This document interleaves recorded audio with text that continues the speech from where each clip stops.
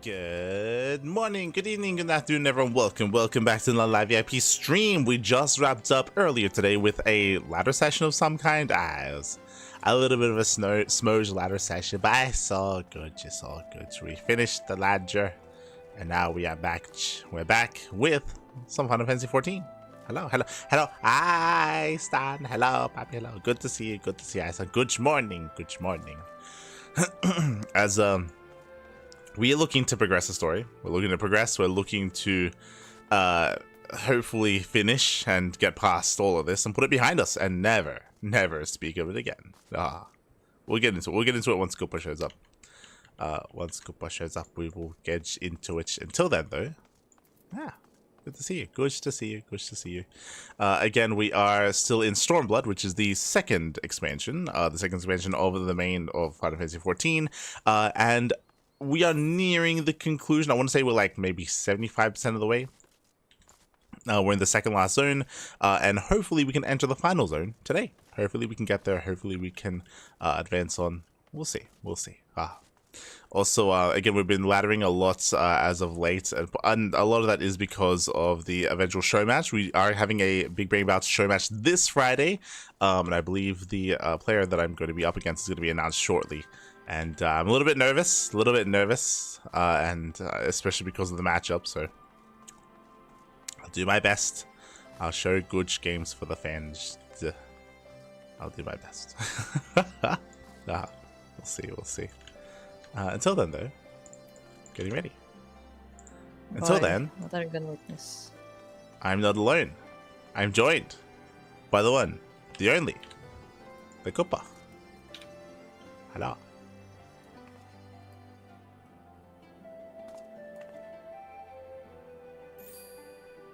Lovely. Oh, you're smiling. You're happy. You're happy to play some Stormblood. Oh, I am so happy. This is me, like, talking to my teeth. I am so happy to be here. Yes. Let's go. So, for those who might have missed parts of yesterday's stream, because I'm not gonna do a whole summary of yesterday, because I value my sanity. But a lot of things happened that we kind of expected to happen or less expected to happen. And for all the issues that we have with Liz and how she would be a good leader kind of thing, it's a bad choice, but like, you know, if they wanted to write it that way, they could write it that way. But they went a step farther and they were like, you know what? Liz is actually confident. He's like, I am the best person to lead. So this is where we are. I think have you seen my Twitch title? No, actually. Let me see. This is important.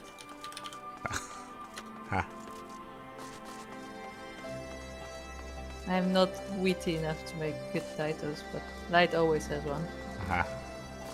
What's the title? Writing hit rock bottom.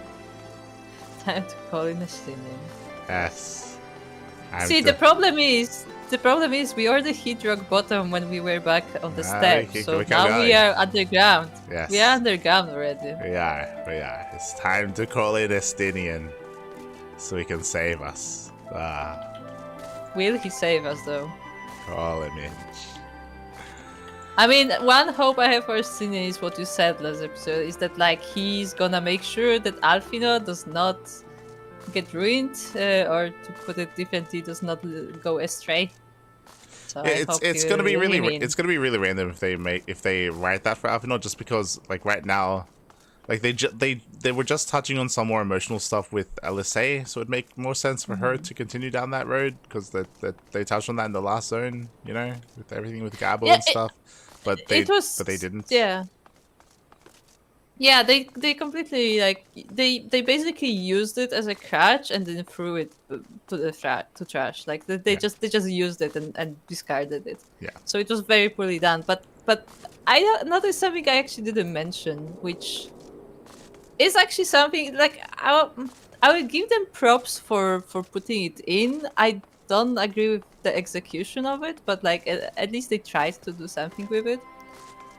speaking of Alice, is that throughout this whole expansion, multiple times, and I pointed out when it happened because it annoyed me, Alice would make fun of Alfino. She would like bring random stories or like be like, oh yeah, unlike Alfino, I can do something. And like she would keep doing that throughout the expansion. But then we had the scene of battle where like the tower gets attacked and it's possible that Alfino might have died in the attack, and she is legit concerned about Alfino. She actually doesn't care about the rest of the people, the rest of the mission. She actually cares about Alfino because in the end this is her twin brother.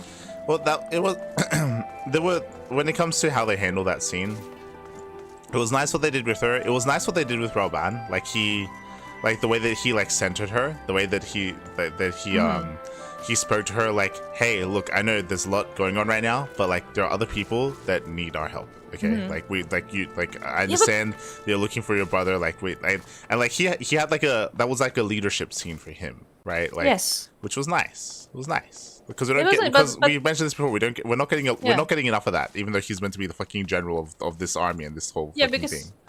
The whole like point of character of Rauban, and you could even mention like that's kind of why he had so many issues in the previous stories, was because he isn't like this hot-headed, rebel kind of guy who just goes forward. He actually like cares about his people, and like he's way more careful. He's way more strategical than those like just people who just go forward and they just want to do it. So yeah, as you said, this is a very good leadership moment for him.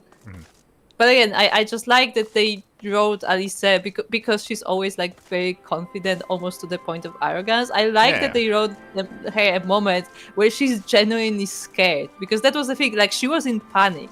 Yeah, it was nice. It was a nice scene. It was good. Yeah, we didn't talk about it because if you remember, at the end of all that is what happens with Lisk. So that dominated that whole section of the story, unfortunately. But that's exactly what I mean. Like there are some good beats there that you could like expand upon, or maybe you could, it's like there's so much things you can do with it, but it's not this, Yeah. It's yeah. All right. Well, it's time to advance said story. LSA. I think we already spoke to everyone, right? I think we did, maybe? Yeah, we did. Yes, we did. Yeah. All right, this is mine is made up. Okay. Right, she... Yeah, we noticed. I think she decided that she wants to lead... Attack. The attack to one of the other towers. The tower with the cannon that shot the other towers. Yeah, because that's very smart. Yeah, it's not. If you don't mind, I'd rather not wait around and have people try to talk me out of it. Let's get moving. I know a good vantage point overlooking the castrum.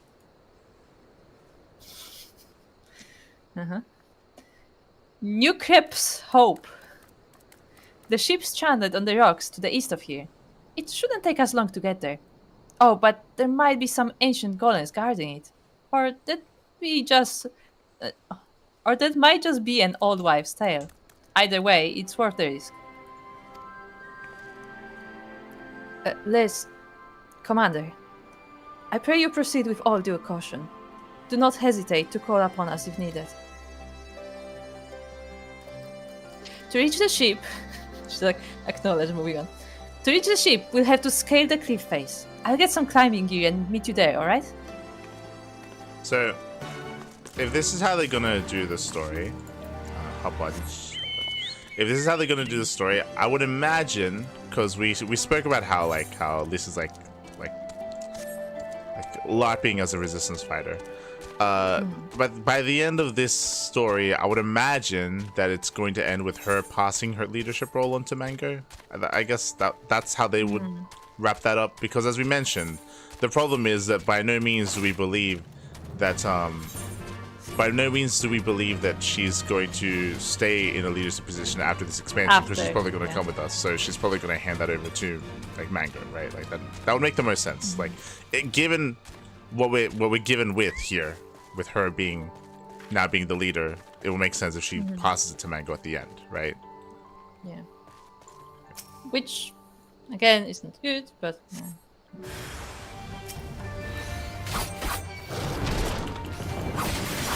That's a weird golem.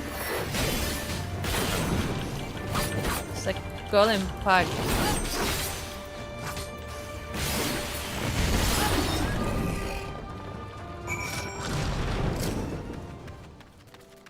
Hello, Sokka, hello. Hello. The group has, I don't know what the Toko, I gave another bit of praise to the story. You missed it. We did give some praise to the story. A little bit. Yeah. Just a little. Not this story. Not this story. No. This is not part of the praise. No. It was specifically about the twins. Because again, I am really invested into the story of the twins. No. Sorry to keep you waiting. I see you've met the golems. Looks like the old stories were true, eh? In a way, I'm glad. Right then. Time to climb.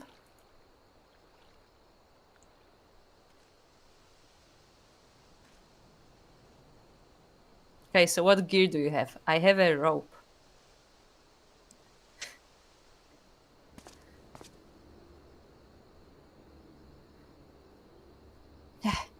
Phew!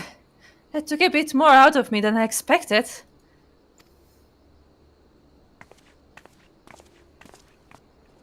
And here she is, Newcrep's Hope. The ark that one man made to save countless others from the flood during the Sixth Umbral era. It's comforting to think that there have always been people who cared this much about their fellow man, who accomplished such great feats that people couldn't help thinking they must be made up. But the proof's right here, isn't it?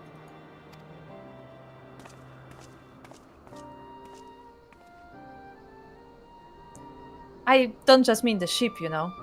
I mean you.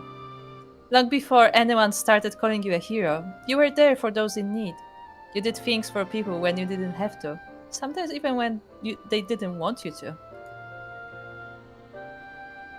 It can have been easy staying true to yourself, but we're all better for it, me included.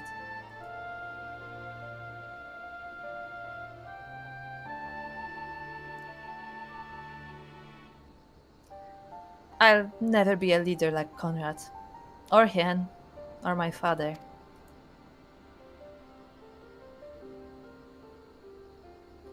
But I can be a friend to you all, and I can fight by your side. I can be me, and that will just have to be enough, eh?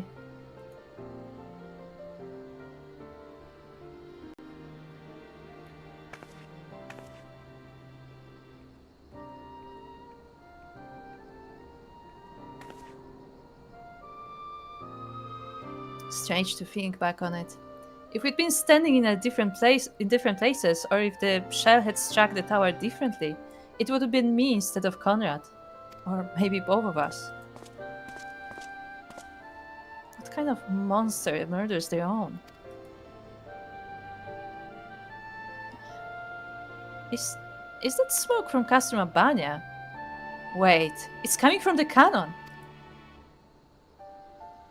I can't tell what happened from here, but I can tell that it won't be giving us any trouble in the immediate future. This is our chance, Minika, to avenge Conrad and all the others who died in the tower, friend or foe. To take Castrum Abania and bring the bastards who gave the order to fire to justice. It won't be easy after the losses we took, but I know everyone's champing at the bit to strike back. With the right plan, I'm certain we can do it.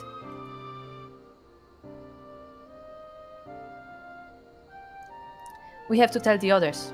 Come on.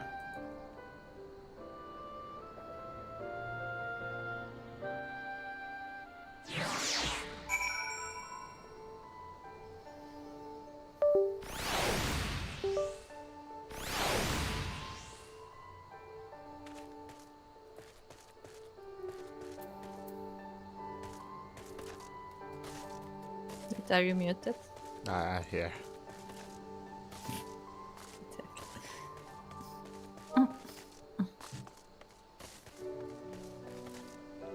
Do you have anything to say? No, because I see you making circles over the drugs, so that means you have something to say. I do. Have anything to say? Go on. No, I'm good. Good? I look. I'm on the I'm at that stage where like Yeah. it makes no little sense We and don't, like ha- just yeah, carry on. we don't have to talk about. Carry We on. don't have to talk. It's fine. We don't have to talk. It's fine. No, It's fine. tell me, what do you It's think? just no. It's just I think this just for like so. The, what she's there's a lot of problems with what she said because on the one hand it's like you can on service level, like Oh my god. like for like shallow stuff. It's like, oh, it's nice, you know, she's like reflecting on her current role and it's like, you know, nice that she's saying these things. But but like the problem with what she's saying is that she knows that she's not leadership material. She knows that she's not suited for the role. And the responsible thing to do is to acknowledge that and then give it to someone else. Whereas instead she's like, oh, I'm not going to be a good leader, but you know, I can be me and that's good enough, right? It's like, what? It's like that's Yeah, and we have to nod. It's just We have to nod and just smile. it's just really irresponsible. I feel, and it does a disservice to the people. I think this, yeah, like we spoke about it earlier when it comes down to like when it comes to her taking this position and how ill-suited she is for it. But not just that, but I feel like it's a disservice to the people that are actually fighting the resistance, to the people that actually care and the people that are supposed to be serving under her, for them to be put into a position where they have to follow her orders. Like, I don't know, like I feel it's kind of, yeah, it's not good. Like it's kind of, yeah, weird. I don't know. I mean, again, it's again going back to that scene Like where it feels disrespectful to the Yes. to everyone involved in the resistance. But if you remember, she literally said in the face of another member who's like high rank that she's the best leader. Like No, she like, said that. Yeah, I know, and that's awful. But I'm talking about like this scene. This scene, like, makes that scene worse because she's saying that she knows that she's not. And she's just saying she that. just says things. But like, if a better person would understand that, would know that, would like take that in and would, like, you know, act on that. Right? I mean, you have two options to like, you know, get out of this situation. Either you write it where she's like, well, he believed in me, so there must be something like that I can do, or something like that way, where like you believe in the judgment of the guy that you looked up to. You can either write it this direction, or you can write it the other direction, where she's like, I know I don't have it I don't have what it takes to be the sole leader. So like, I don't know, Mango, can you help me do this? Like, you know so much more Yeah. about this group. You know, like, can we like join forces? you know what's a something? direct comparison to this, actually? Yeah. And I'm sure it's happened in other media. I'm sure it's happened in other media before. But with Bucky and with the Falcon and with what happened with Captain America, remember how he passed away, and he handed the mantle over to the Falcon, and his line was like, this doesn't fit me. Like, this is not me. Right? And you have like this whole story where like, obviously it ends in him taking it in the end, but like you have this whole story with him kind of working with someone else to kind of like to fill that role and to fill that like leadership position with him and Bucky, right? Like that's what was more interesting about that story. Wasn't there literally a time where they considered sharing the title? Yeah, exactly. Like, but like they had that discussion, they had that debate, like they had that, yeah. They went through those motions, right? Like, and similar thing here, where like if someone passes away, like, and they had this kind of position with these people, and there's maybe not necessarily someone who can necessarily do or fill that role, then like it would make sense if she, as you mentioned, if she was working with Mango, right, instead, right, together, instead of doing it all on her own and just accepting that. It's kind of weird. It's kind of weird that, yeah. Yeah, I agree. And it's doubly weird because every time Mango and Liz appear on the street on the screen, we are led to believe that they are like really good friends. So it's not like someone she knows like as an acquaintance, or she just knows, because of what's happening. It sounds like they are personal friends. So it makes even more sense that she would seek help from her.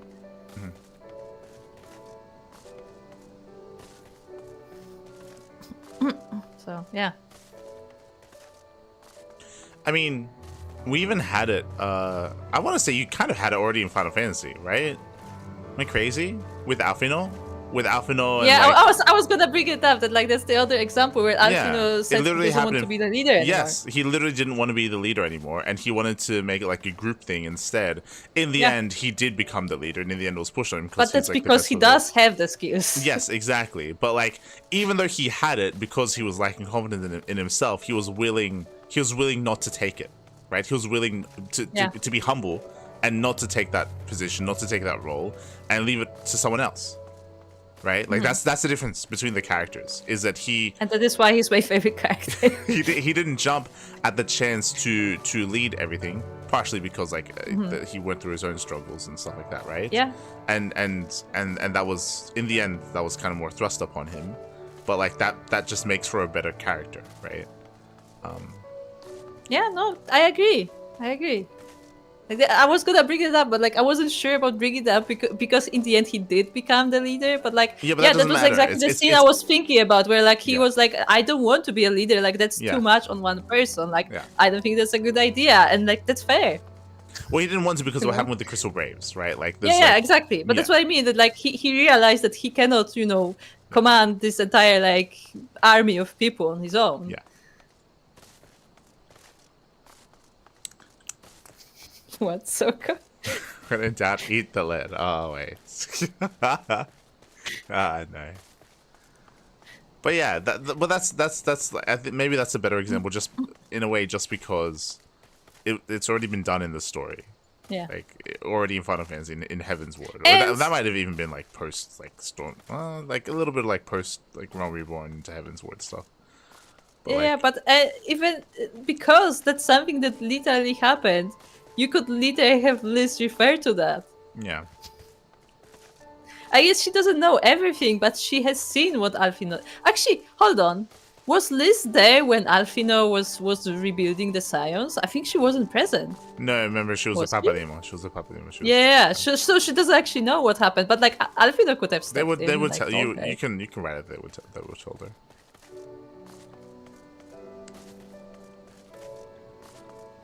Yeah. Weird. Or even okay, or you could have another story, a different kind of story where everything happens as it happens, and Liz takes leadership and is confident and stuff, and then you could have Alphino comment on it, like either to her or just to us, that like I've been in that position before, like she's gonna fail or something like that, or like this is a very risky situation, like watch over her because I know what happened to me. Like you could have like the story from that perspective where Alphino realizes what the danger is because he's been there. The problem is that I think it's too late for that. As in we're nearing the end of the MSQ. So like what you're talking about is another is another like time where you could have character growth for Liz, where she would fail and she would learn and grow from that. But the problem is I feel like it's too late in the story to have that do that, right? That's the problem right now, because we're near the end. I agree. This would be something to do earlier, and there's also a second thing why it can't happen. There's a second reason why it can happen. And that is because they made Alphino directly involved in Conrad's death, and he is traumatized. Yeah. And because he's traumatized, he's no longer like capable of like that like cold, not calculation, but like that cold comparison. Like he's too emotional about this to judge it. So that's why they cannot do it anymore, no matter what point the story would be at. Yes. Okay. I had a nice nap. Okay. Here I had a crazy dream that we were playing Final Fantasy Stormblood. And it was... oh no. I had a crazy dream that the story of Stormblood was actually good. No. Must have been a dream. Yeah, time to face reality. God. Oh, no. Easier down than up, eh? Though not necessarily safer.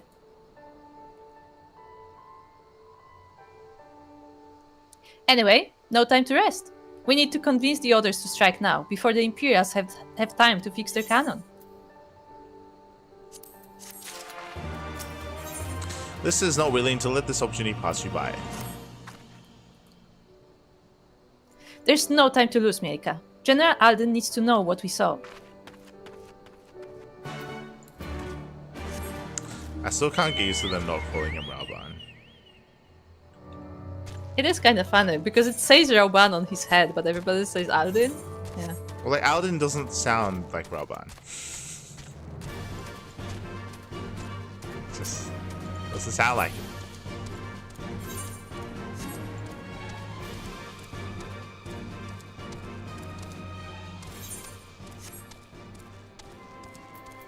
Yeah, I agree. It sounds kind of soft compared to his main name. does. Do they have anything new to say? Yes. Where do you Alice. Where's Alice? Alice. Oh, Alice. You look like you've got something important to say. Anything of value? Thank you. I'm relieved the two of you made it back in one piece. I mean, I always am, but it's a little different now, isn't it? Rauban.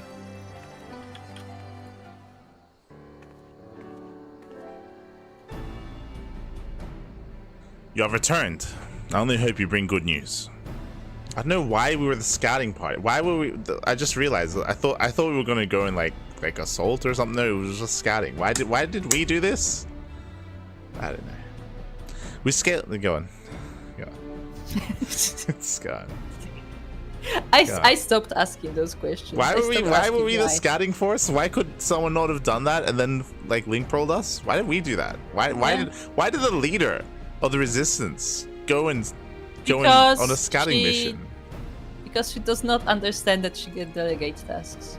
It doesn't make any sense. It doesn't make any sense. It's like if Rauban went, he's like, okay, I'm gonna go climb that cliff and I'm gonna find out what happened. It's like what?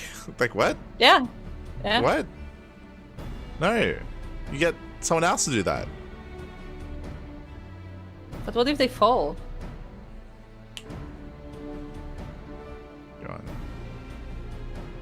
It's true. We should rather have our leader fall instead. You're right. Let's go on all the dangerous missions. I mean, that sounds about right for her character. We scaled the cliffs of New Krebs Hope and spied smoke rising from Castrum Abania's main cannon. I think Marshal Terupin's right.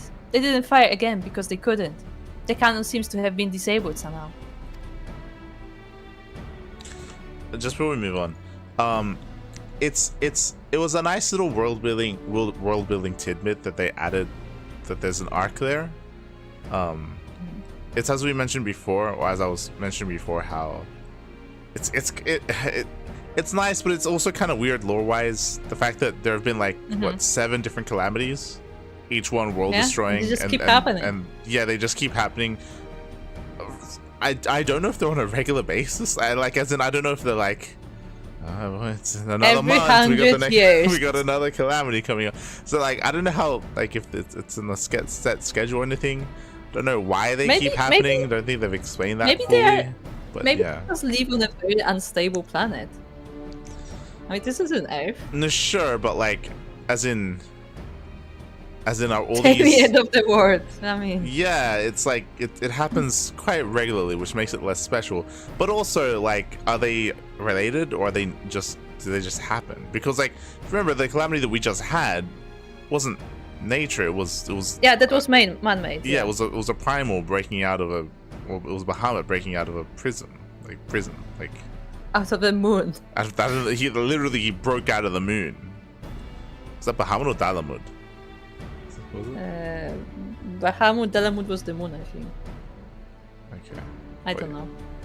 But yeah, like that wasn't nature. That was.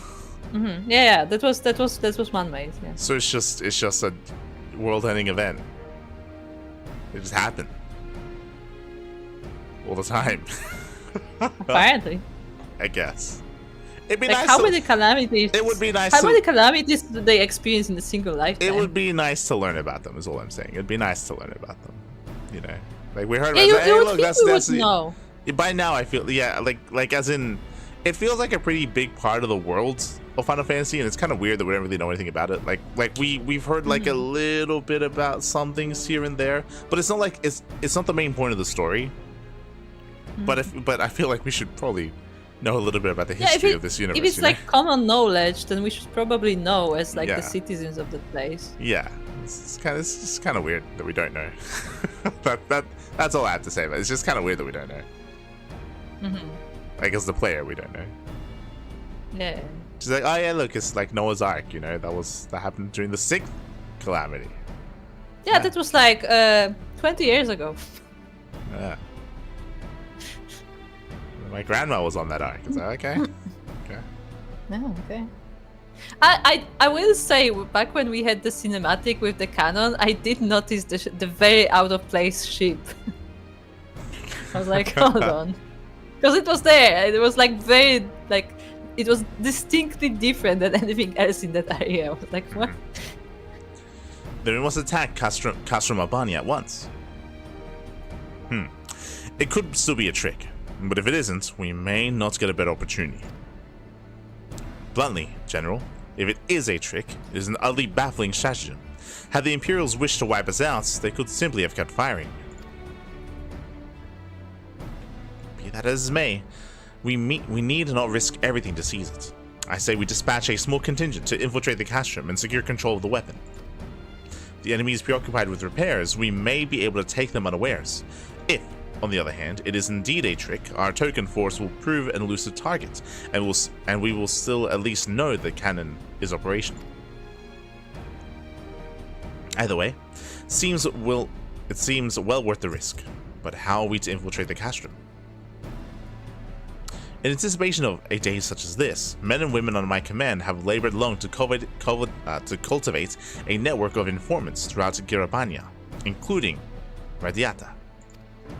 Radiata is a home to many whom hold menial positions at Castrum Albania and other nearby installations. With the aid of our allies there, I believe we can secure a route into the fortress.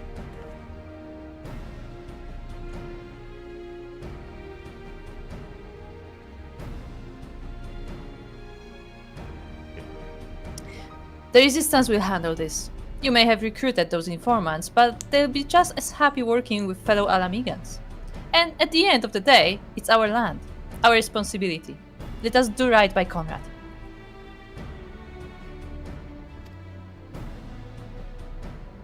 I should be glad to accompany her, General.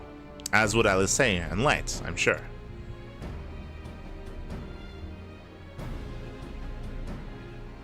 Well then, if you are in agreement, I see no reason to refuse you. We'll make ready to march on Castrum Albania. Go, and may Valga's watch keep over you.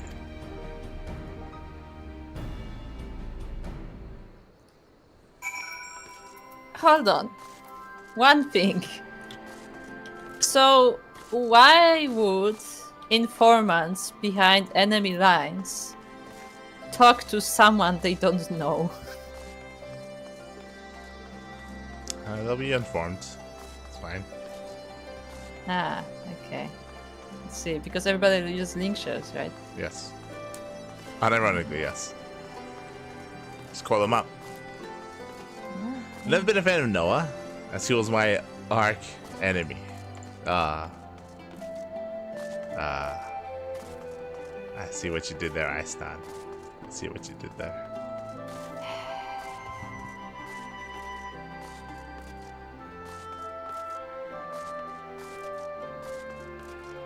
I see what you did there. No. Let's go. Let's be tough now. My apologies for speaking on your behalf. It would seem my sister's forthright manner is rubbing off on me. I confess. My decision to volunteer was not wholly motivated by my concern for Liz or less Alamigo. Castrum Albania is the largest imperial facility in the peaks, you see. and so the likelihood that Kryl is being held captive there is quite high. Dealing with that cannon remains our main objective, of course, but if there is even a chance that Kryl might be rescued in the process, I would never forgive myself if I did not take it.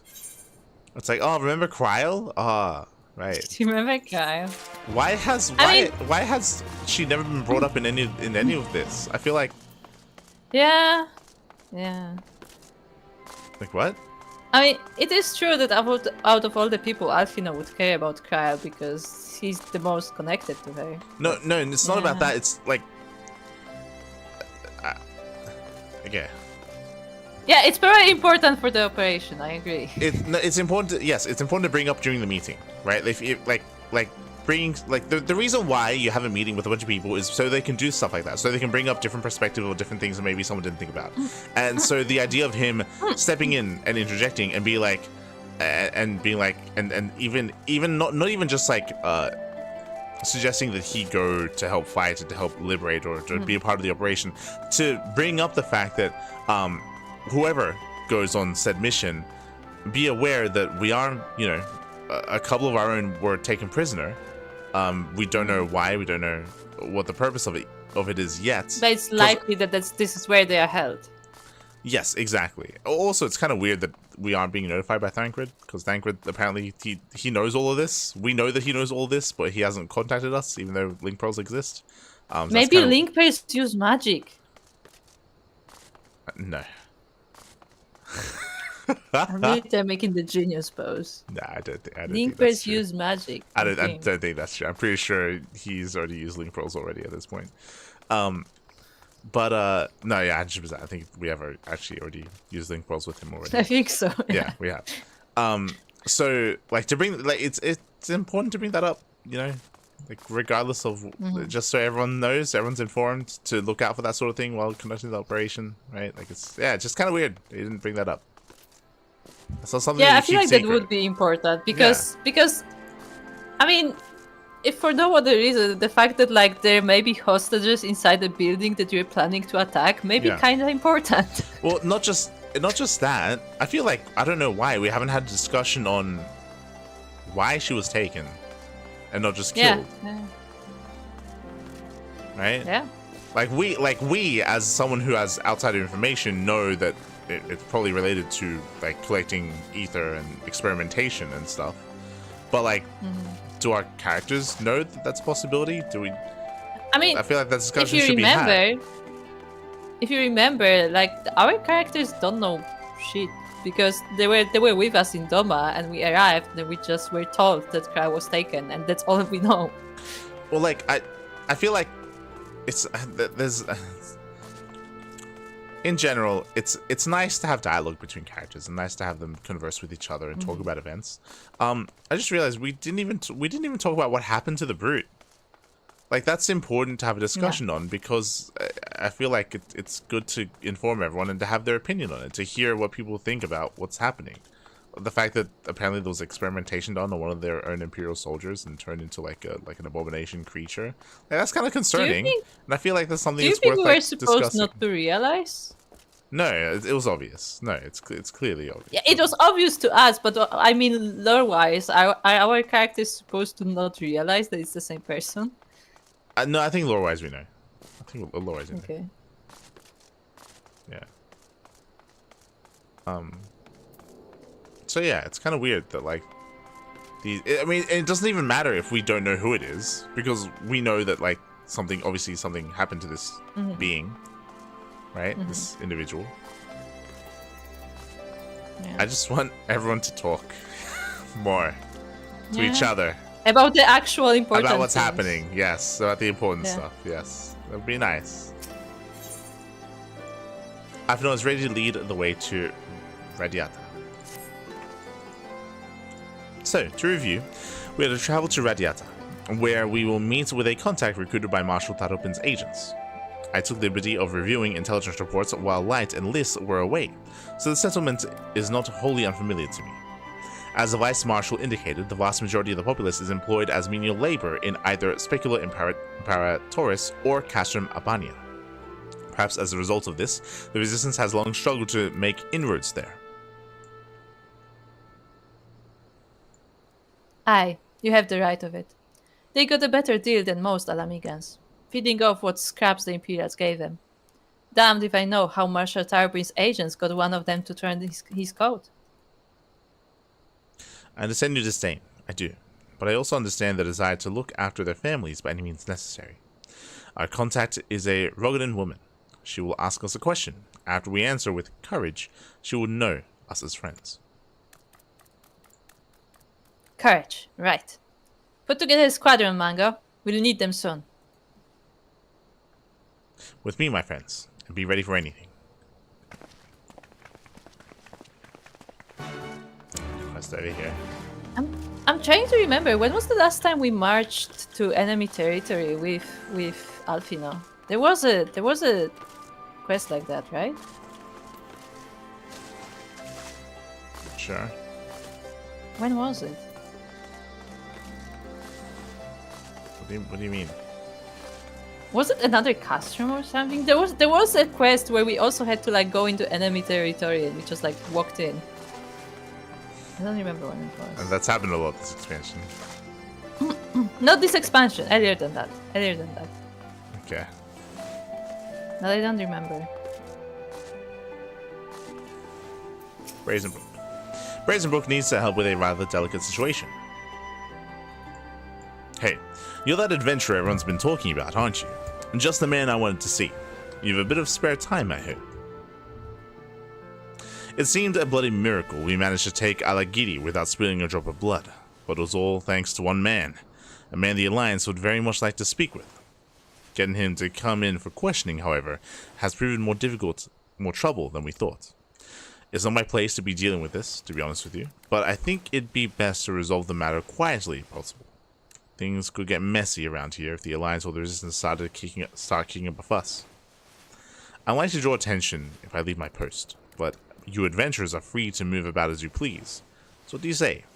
Can you give me a hand? You adventurers are good folk. Now, I really shouldn't say much more out here in the open. You best go and speak with him yourself. But Balt's his name. He can tell you the rest.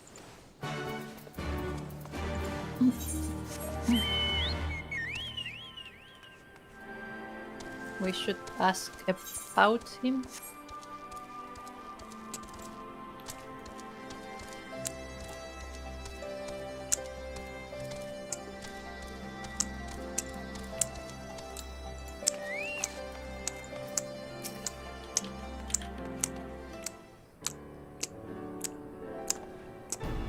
I am so pleased with myself. The adventurer who slew Lord Van Belsar. Sir, they've sent you to claim my head then. Yes.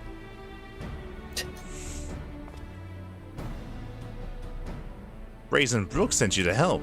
Oh, thank heavens. You see, I'm actually a centurion of the Gallian forces. Now, before you do anything rash, let me explain.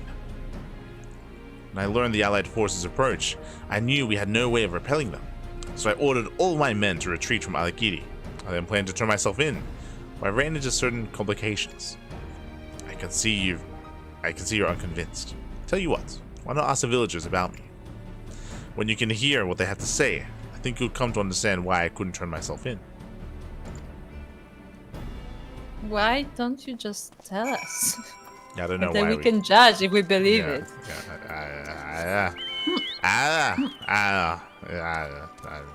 Like he can tell us what he has to say and they'll be like, we don't believe it, and that's like, oh, if you don't believe it then ask others, then fair. But like it's like, oh yeah, go ask other people. I'm not telling you.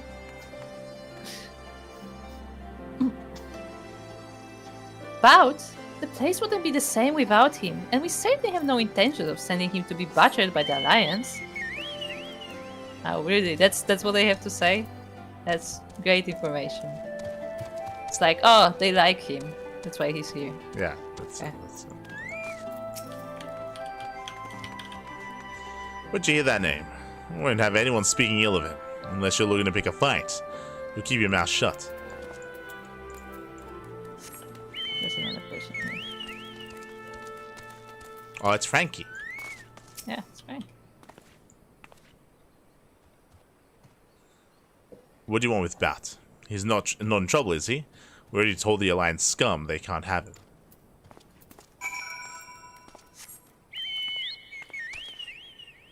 Oh, look, it's a well-meaning mother.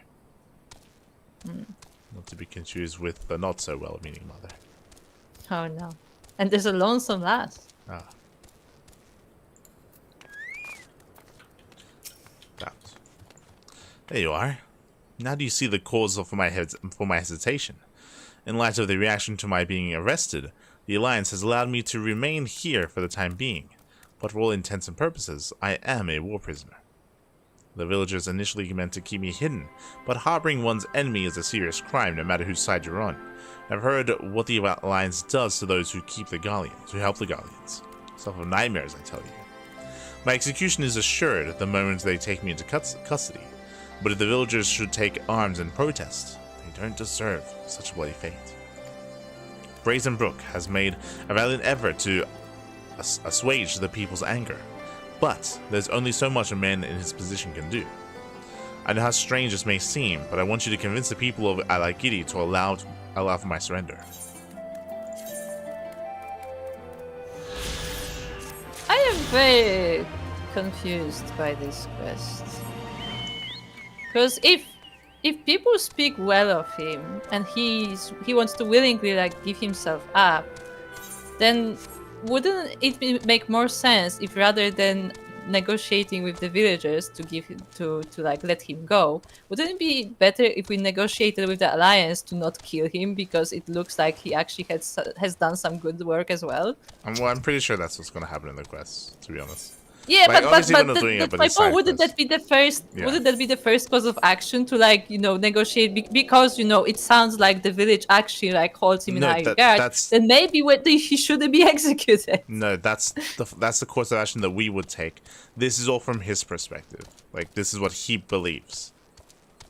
That's the point. The point of this quest line, I would imagine, a lot of the quests here is that because all these people were subjugated by the Guardians, there's like a lot of propaganda about what the Alliance does to them and what the Alliance are as people. That's why they kept saying like Alliance scum and all this stuff.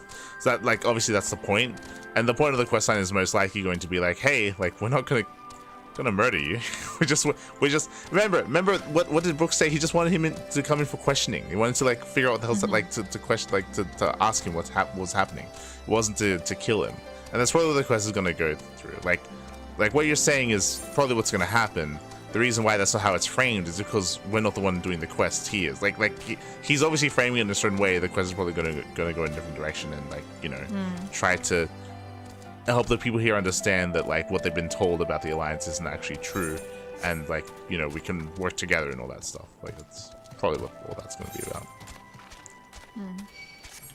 Thankfully though, we don't have to do any of that. It's not obligatory. Yeah, so let's just move on. Move on. Let's move on. Sounds... Yeah. I mean, I'm sure it'll be interesting, and I'm sure it'll be again, from what we've seen so far, a lot of the side quests have been good or fine. But we gotta finish. How do I put it? I'm sure it will be interesting, but it will make me even more mad about the fact that we are constantly told to execute all Guardians regardless of who they are. Because that has happened before. And we mentioned how that makes no sense with what we've learned before, that hold on, Guardians are actually conscripts, why are we just killing them off? That's, for whatever reason, that's something that just hasn't been brought up again, right? It just hasn't been brought up in any of these conflicts. I mean, I say that, it was recently brought up with Conrad, which is good, but it failed. And I hope that that's not the last time it's brought up. I mean, technically it didn't fail. It's just that it was interrupted. Yeah, I love the idea, and they, for whatever reason, I hate that they didn't do this in Hingashi, and they should have done it in Hingashi. They haven't done it here either. I love the idea of you have the underdog army. Imagine us assaulting this place, this Kashan place, and how do you go about it? You infiltrate, you go inside, and you start an insurgency. You get people on the inside. You let them know, hey, look, we know that you're only doing this just because they've taken over your lands and all that stuff, and you have to. We're here to liberate the people. We've already achieved so much already. we can do this. You convince them, and then you attack from both sides, and then you go in, and then and like that sort of stuff. Like not even attack from both sides, but like even like you move towards the position, and then suddenly it turns out that like there's not like this huge defensive force because actually some of that force is with you. Yeah, or you know what, or they're the ones that disable the cannon. Yeah, and then you just keep doing what we're doing here, and we end up attacking and stuff. But like that, like they it felt like that set up for that over in the Doma region, but they did nothing with it. And here again, like it feels primed to set up for that sort of thing to happen, and they just haven't done it. And again, they like almost, and they weren't even doing it with the Conrad thing, because the Conrad thing was just a surrender. It wasn't like a rise of arms to fight against, the Garlean sort of thing. So I'm shocked that they haven't done that yet, even though they have the setup for it since the beginning. Yeah. You don't say, hey, a bunch of the Garleans are actually Alamigans. They're just forced to work for them. You don't bring that up and then never use that. It's kind of weird, right? Yeah. It's like it's weird to bring that up but never use it like in in the plot. Yeah, right? I agree. And they'll still have a chance to do it in the next zone, I guess. But obviously they're not doing it in this zone because we're doing our own thing here. But like, it'll be really weird if they never do anything with it at all. I don't know. If there were magic armor nearby, surely would have heard them by now. Say. Keep an eye out, would you? Something doesn't feel right. You're out there.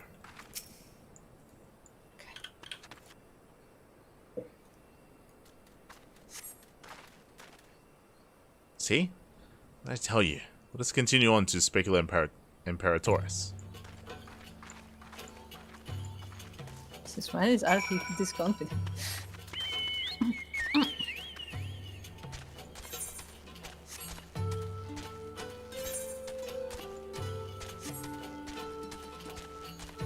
This is a place that just got shot, right? We're crazy? Right? Yeah. You are right. Okay. One of the towers of it was shot. No, yeah, we have control of this area. So why were we stopping in the road? That is a very good question. Okay. Oh, do you think maybe they sense it's like? Do you think Estinien is watching? Yes. No, I think they just like expected, because the forces moved out of here, that they expected Guardians to retake it. I think that's what they mean. No, sure. Yeah, there you go.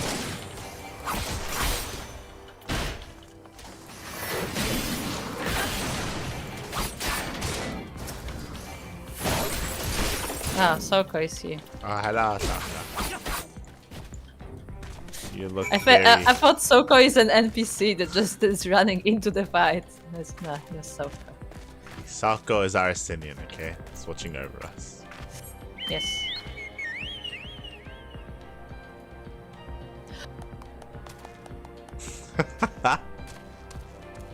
We're doing well, Sako. Hope you're doing well.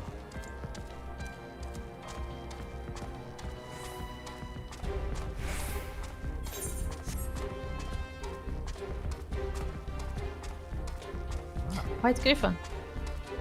It's a true griffin. Yeah, can I ride it? Looks so nice. The white one, the blue one, they're all so nice. Yeah. I'm sure they're mounts. They better be, because they look really good.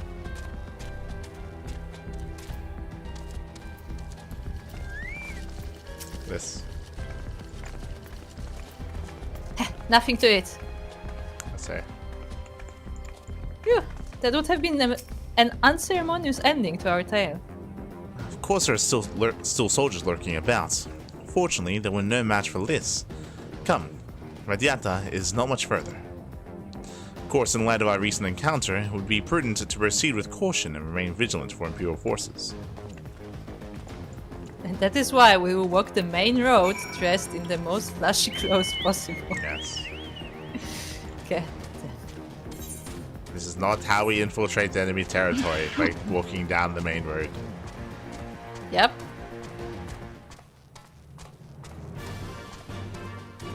There's more griffins here.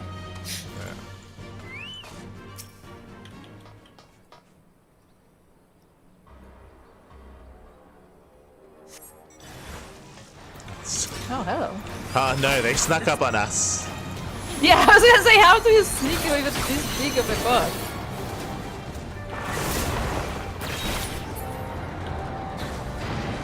Like, you would see this thing coming from a kilometer away. Nah, he was hiding behind this lamppost. Ah, yes. Yes. Very sneaky. He's very wide, but he's very thin. Like paper. Yeah.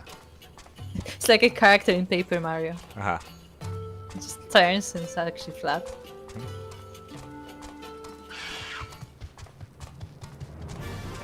Oh my god. Giraffes are here. Is that Jamel? It's not a Dalmel, it's a Jamal. The Jamal. Because you know, in the cousin. Sky Island, it was a Dalmel, so Yeah. of course it has to be called something different. Ah, look, so there's a small one. Ah. Let's go. After that. It looks like a child to this one. Nary a soldier in sight. Mayhap they were recalled to Kashimabania. I thought they said this was a village. It looks more like a work camp. Looks like it's safe to enter. I don't see any Imperials. I don't see smoke above Kashimabania anymore. I think they fixed the cannon already. It's crazy to know this, but sometimes when something is broken, it doesn't have to like be billowing smoke. Stay broken forever. Well, no, as in it could still be broken. It doesn't mean that smoke has to be coming out of it. Yeah, true. Smoke can clear as well. The Rogadan woman you seek is somewhere in Radiata, and Liz is eager to find her. Alfino said we were looking for a Rogadan woman, right? And that we should answer her question with courage. I suppose we'll just have to strike up a conversation with every one of them until we find our contact. Let me know if you find her, and I'll do the same. That is not suspicious at all, to just walk up to every person and just be like, courage. Courage. Yes. Oh, look, there's the ship. Yeah, I told you, like, it was in the cinematic. It's like so out of place. They were looking for a Rogadan woman.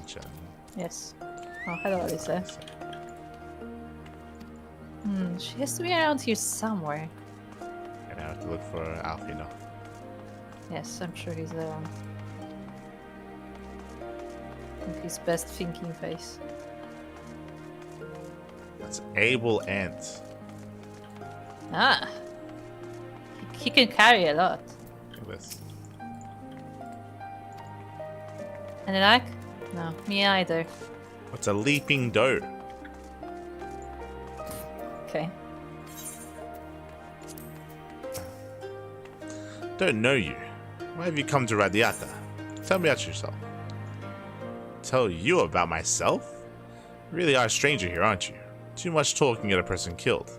My father talked too much once, complained about his job. A friend reported him to the authorities, and then the soldiers came to take him away as a suspected insurgent. I never saw him again. And then there was my little brother. When a group of patriots heard he was a laborer for the Empire, they strung him up from a tree. So no, you don't talk about yourself around here. What place is this? But he told us a lot. Radiata? Well, this village is home to those who labor at Castamabania or Specula Imperatoris. Think of it as an imperial slave pen. It certainly wasn't called Radiata by the folk who live here. It had a different name once. We will not hear anyone say it aloud. That earns you a visit to the correction officers. You tell other villagers you're from Radiata though, and it will get you spit on. To everyone else, we're the Empire's whipped curs. We lose either way. If we're to be treated like dogs, or for where we were born, then we've no choice but to live like one. This is not how this place was portrayed.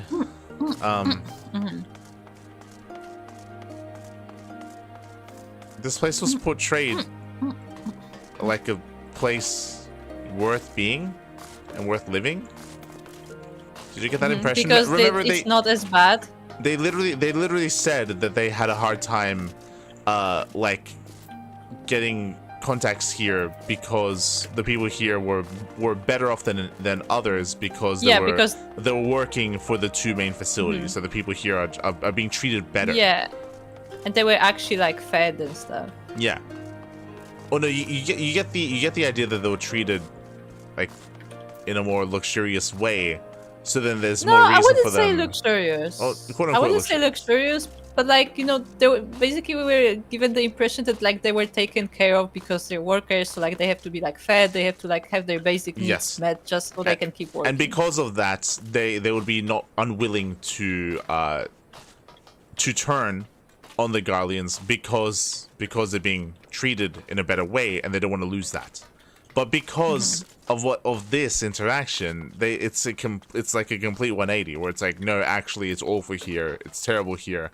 People actually speak up all the time, and because of that they get locked away, they get sent away, and they just die, and they disappear and all this stuff. It's like it's a completely different kind of like take on what this place is. It's just weird that they do one and they did the other.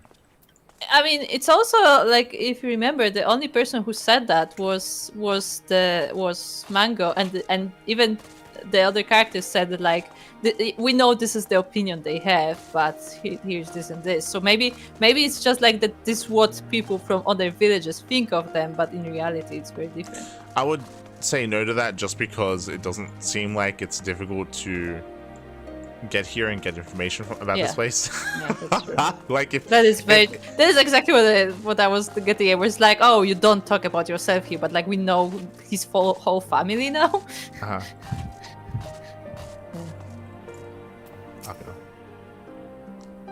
So as I was saying about this woman, let's go talk to the woman.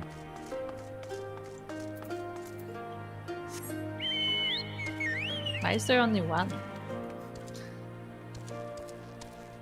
Also, able ant has to be very strong because ants can carry a lot. Okay. Young Hellsguard. Ain't seen you around before. Takes a certain kind of woman to walk into a place like this uninvited. One with courage, I suppose. Yeah, in that tone. Exactly. And you like look at her. Courage. Yes. Staring dead set into her eyes. Yes. Very, very subtle. Courage, you say? Well, that's in short supply these days. Better to keep your head down and go along to survive. No. Courage. Do you understand me here? We have an abundance of courage. And she's like getting weirded out. She's like, yes, I guess you do. Good. Clearly. Good day. And she just like runs away. It just walks away. And it was like, I guess I wasn't her. I guess. we literally go. There's like 5 other Rogan women that we go to. We do that too. Yeah. We freak them out until we finally find the right one. Yeah. Yes. Amazing. Call me a coward too if you like, because I'll not speak on it more. At least not here. Outside Radiata, behind those barricades over yonder, on the other hand. It would have been nice if we had done that, and it would be funny. We had to do that to like 2 other like Rogan or something. Are you ready? Yeah. Hey, was that who I think it was? No. Well, that's a relief. Or a trap. Either way, I found Alfino and Alisae. We'll meet you there.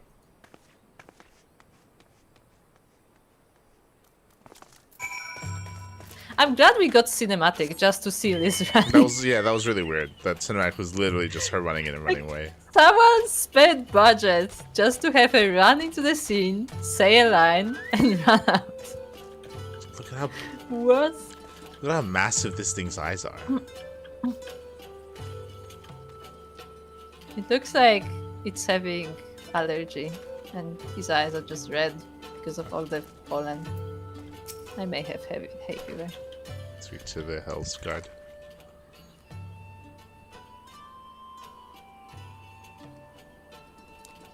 Not followed, were you? Good. No, actually I Not was. suspicious I was at all. followed. I'm sorry.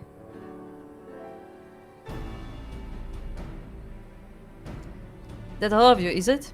Let's get to it then. Name yourselves. We are the Scions of the Seventh Dawn, and we have a lot of courage. She's like, we're past that, okay? Look, we're good. We're She's good. like rolling her eyes, like, yes, you do. Yes, you do. You have so much courage. Yes, it's very impressive.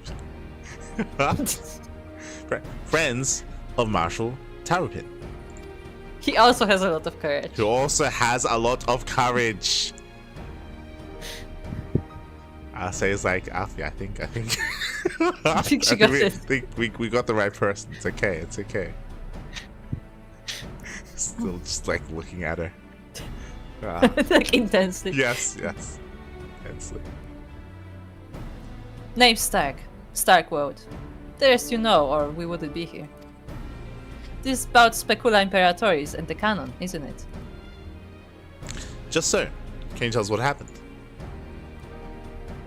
I overheard soldiers talking while working in the mess.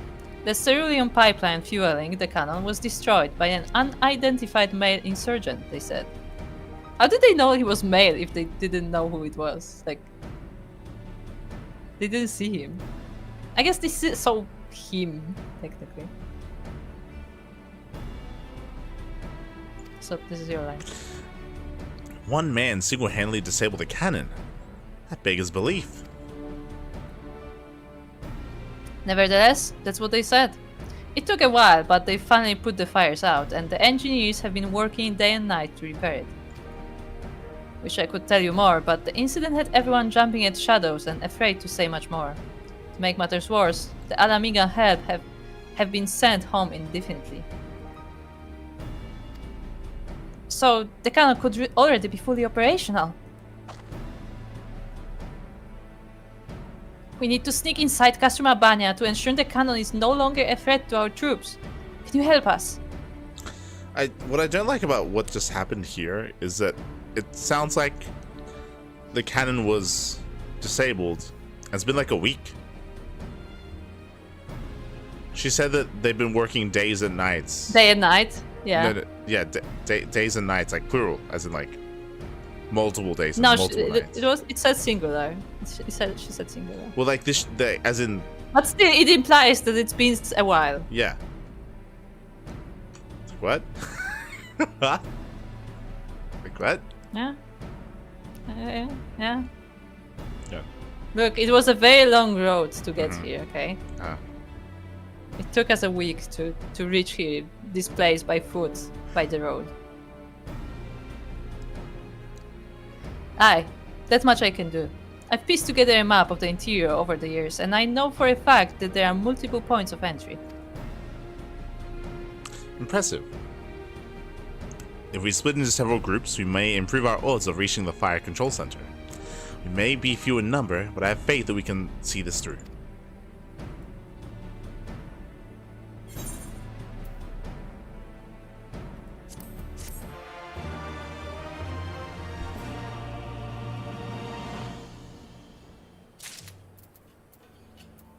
Let's say. It's good to see that even this deep within occupied territory, there are still people who would defy their oppressors. Yes. It's thanks to brave men and women like her that we still have a chance to win this war. See, like once again, like what these she says she has things to say. Okay. I tell you, some of these resistance folk can see the forest for the trees.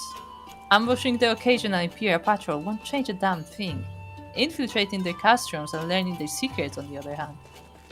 See, like, these lines that Alice and Liz had, like, they further, like, exemplify the idea of, you know, having people working on the inside, but they're not doing anything with it. It's weird. As usual, Alphinaud has a brilliant plan. We have that for which we came. All that remains is to make our preparations. Liz and her units will make for our primary objective, the Fire Control Center. At the same time, we will enter the castrum by way of the ventilation ducts, whereupon we will proceed into weapons research and create a diversion. If all goes to plan, our parties will subsequently converge, and together we will secure the cannon before finally notifying the Alliance that they are clear to attack. Sounds simple enough. I'll go and brief Nago on the details. The rest of you come with me. We'll need to deal with the Magitech patrols before you can infiltrate the castrum.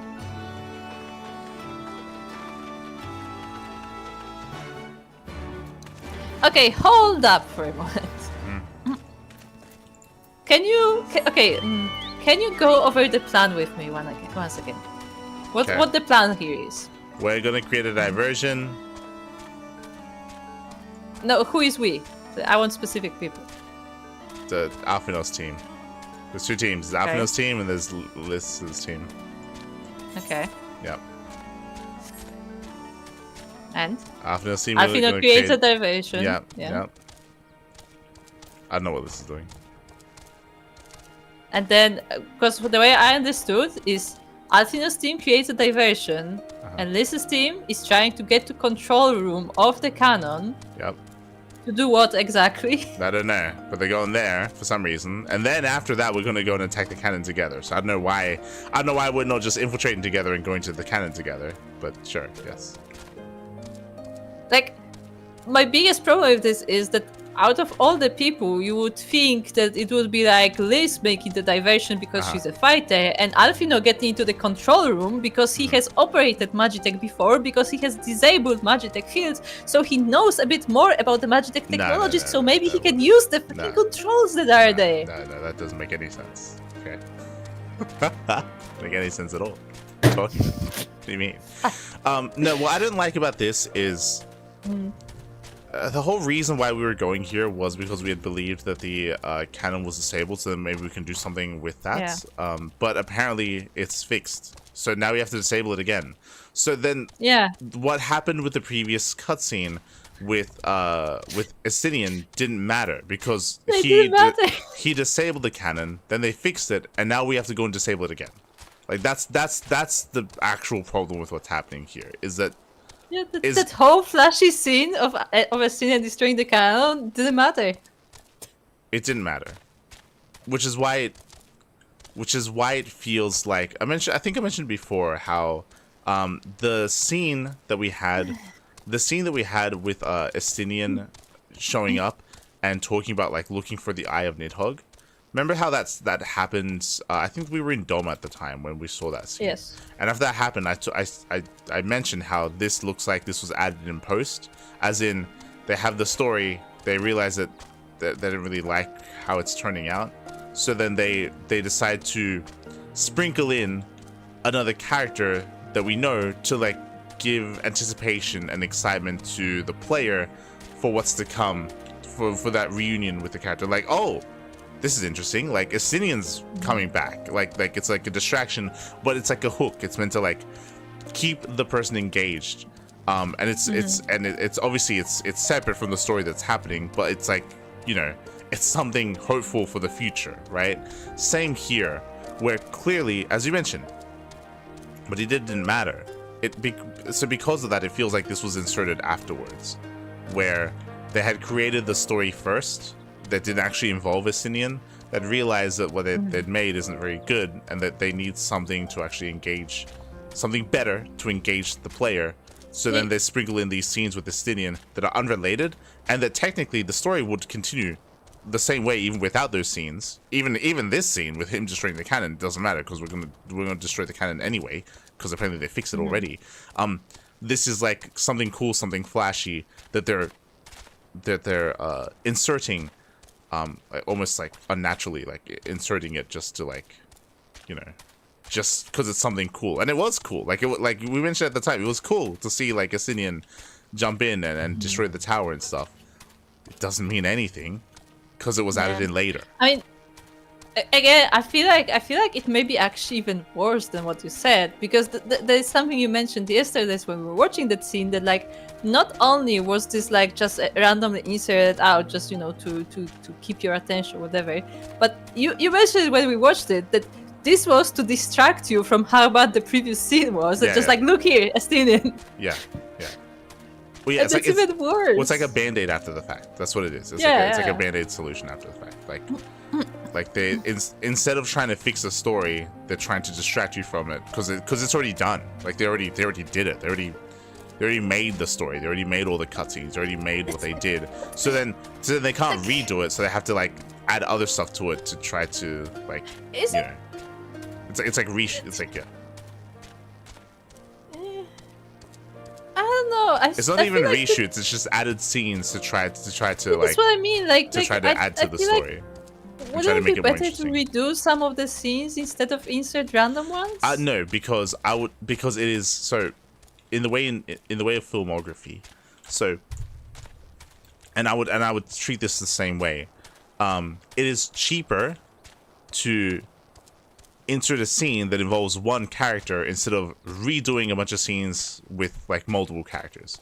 I'm talking about like bringing in voice actors. I'm talking about bringing in like creating these models and redoing all this stuff. Like it's cheaper to just it's literally one guy, just Estinien, just one guy. Sure. Okay, bring in the voice actor. Two just guys. One person. There was also an Imperial talking. That's no name. Doesn't matter. That could be anyone. That's a death. That's like the I don't know, the security guy like outside. Like you bring him in and he can be the voice for that. But like as in it is cheaper to insert a scene, like when you have these reshoots after the fact, it's cheaper to reshoot a scene involving one character than bringing in like the whole like the main cast of 5 to redo all this stuff and to that takes more work. What you're asking for, it is cheaper to do it with just one character and just these little lines that he records. I guess. Which is what they probably did. They called up the voice actor for Estinien. They got him into the booth for like a couple of hours, like an hour or something. They made him say a bunch of lines. They recorded it all, and then they can animate like these individual like Estinien scenes to be inserted into the story later. Like that's probably what happened. Speaking of that scene, can I also point something out that is very weird to me about that scene? Maybe it's a nitpick, maybe it's not, but it annoys me. Why was Estinien not wearing a helmet? Yeah, was that like one of the first times we see? Like, no, we've seen him before without a helmet, obviously at the end of Heaven's Ward, but it was jarring. I agree, to see him with his like flowing hair. It was like, it's because it's not his look. It sounded. See, it sounded a lot like something, because you keep comparing it to movie. It sounded like something taken from a movie where people are like, "Oh yeah, this character cannot have helmet on because the actor has to show their face for X minutes or something." Yeah, it sounds very like that because out of all the people, like Estinien was the one who was very like proper, so he would wear his proper battle 100%. Armor because he is in battle. Well, I agree. It's like I think it's like fan service, like as in yes. Because it's because you almost never see him without his helmet. Because this is the first time you're actually, because in the previous cutscene you didn't see his face. You saw like I think the back of him. Like you had the line and it was a little bit more. No. You saw his face. His face. But I feel like in that scene it's fair because he's just he's just walking around. It was like a teaser. His thing, whatever. Yeah. Yeah, and in that scene it's fair, but in a fighting scene, like he would be the one to put on his helmet for a fighting scene. I'm saying that like the first scene was like a teaser of the character for what's to come. Here, because they're showing him off, and because again, as you mentioned, it's meant to be a distraction. you have him with his helmet off because it's more. It's like, oh, you rarely see him without his helmet. Like that's it's meant to be more eye catching. Yeah, right? but it annoyed me. Yeah, obviously. Like instead of impressing me, it annoyed me because it doesn't sound like something he would do. Yeah, it doesn't. It's meant to placate like those that, like, you know, are more easily entertained, right?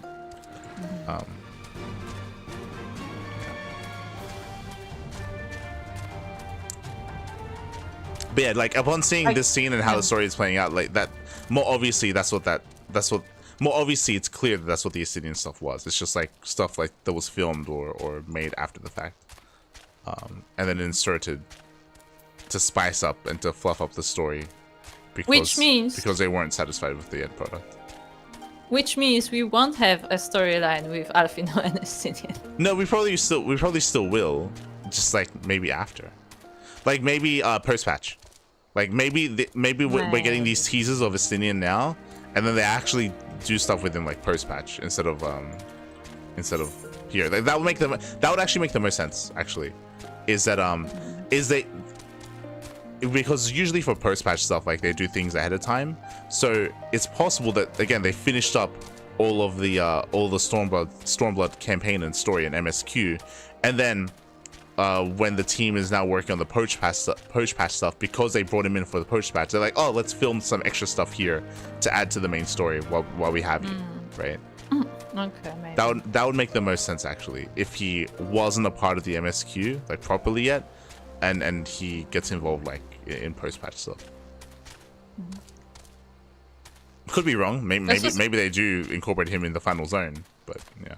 We'll see. So Sokka, don't worry. Like, some fan service is fine. It's just that when I want fan service, I want it to fit the character, right? Yeah. Like when you have someone who's a soldier, who's like very, by the book, you don't have him do stuff that would be like, violating protocol in a way, kind of thing. Like, obviously it's not exactly that, but like it just doesn't make sense for this specific character to be like this, and that's why it breaks the visual for me. Like the reason why he wasn't wearing a helmet isn't because of the character. It's because the director of the scene wanted to make it look more flashy. Because I like his look. He looks cool. I like his long hair. He looks fine, but like that look is fine for the previous scene, for the teaser scene we had, where like he was just walking about and like searching for something. For that kind of scene, it makes sense. For a fighting scene, it doesn't make sense. He could be in a shampoo commercial. True, he could be. He could be. He could be. He's got some very luscious hair. He does. I don't know why it's white though. I will say. Because I thought white hair was a thing of the Shylians. The Shylians have white hair for whatever reason. There's some Gallians with white hair. Yeah, but he's neither. That's fine. So no Gallians. I mean, say there are Ishgarians with white hair. Are they? Yeah. I'm pretty sure some of the knights had white hair. Okay. Like some of the big, like, 13 knights. Okay.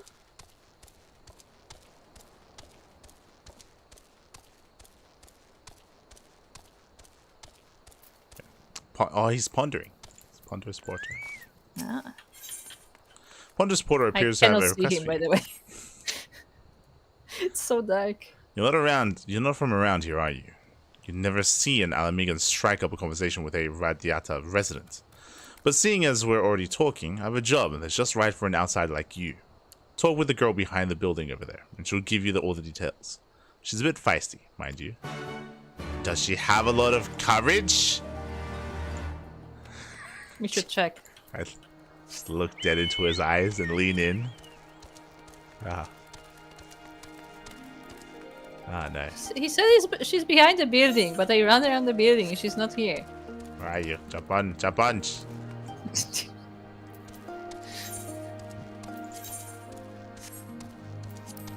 Also, hello, Iron Ringed. Hello.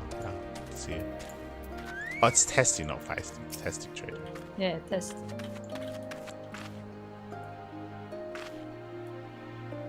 About bloody time. Here, take this supply crate and trade it with the merchant in Alagiri for food. As usual, lurking in an alley somewhere. Shifty bastard. You know him when you see him. Do not tell him a Radiata native sent you. There will be no grab for us if you do.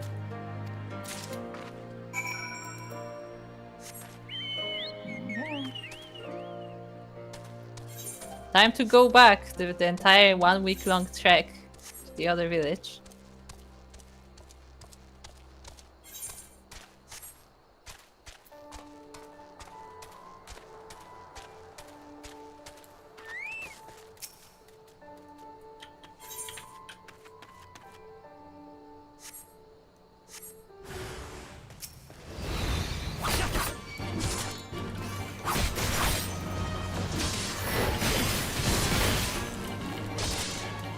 God. Sure, good. Yes.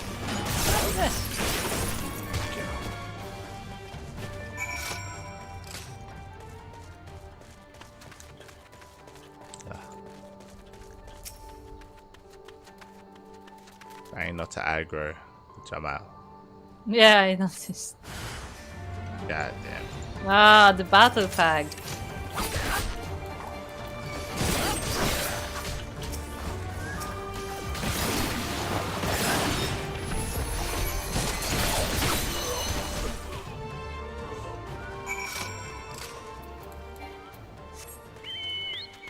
Thank you, Sokka. Thank you.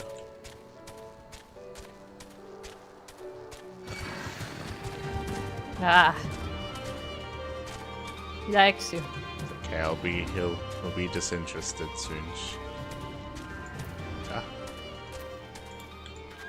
It's so dark. Okay, now. Quickly and quietly, so as not to raise the alarm. That's it. He's hoping there aren't too many for us to handle. Almost there, friends. Your point of entry is just around the bend up ahead. The last patrol should be here any moment. Once you've dealt with them, we'll be clear to advance. Assuming they keep to their usual schedule. Be prudent to stand watch for a moment after, just in case.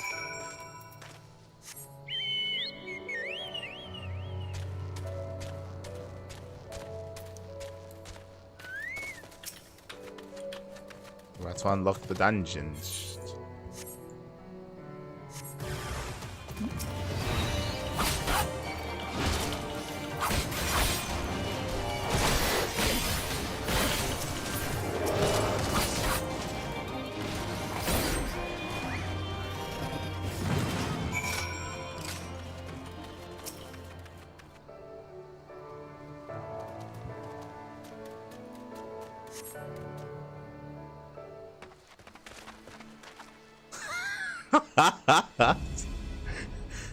Where do you throw the forge when you want a cannon rush in Final Fantasy XIV?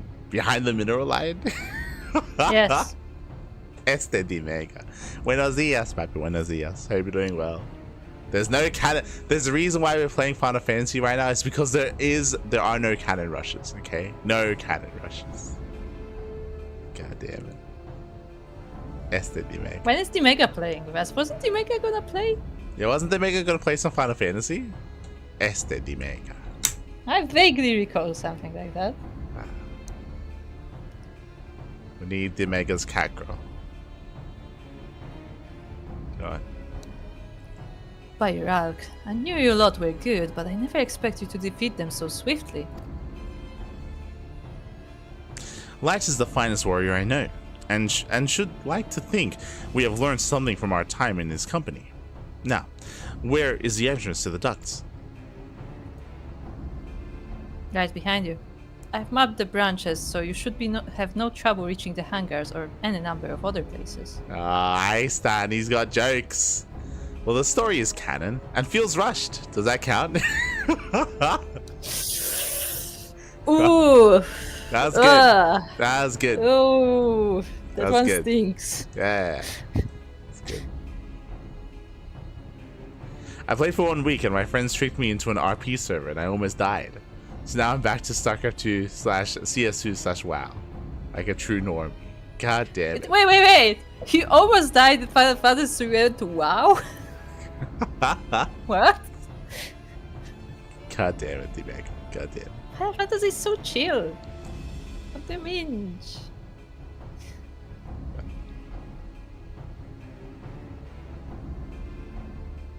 You're lying. No, you know. Understood. Are we at a different... Thank you again for your invaluable assistance. As discussed, Light, we shall infiltrate the castrum and cause as much chaos as possible. And this will draw the Imperials away from Liz and her men, thereby allowing them to safely reach the fire control center. If there's nothing else, I return to the resistance forces and show them to their entrance. May Ra guide you to victory. Never been to Moonguard server, and I never will. Why are you lying to us, D-Mega? We know that's where your main is. Yeah. Why do you know about this? This is your last chance to make your preparations, Light. When you and yours are ready, we shall begin.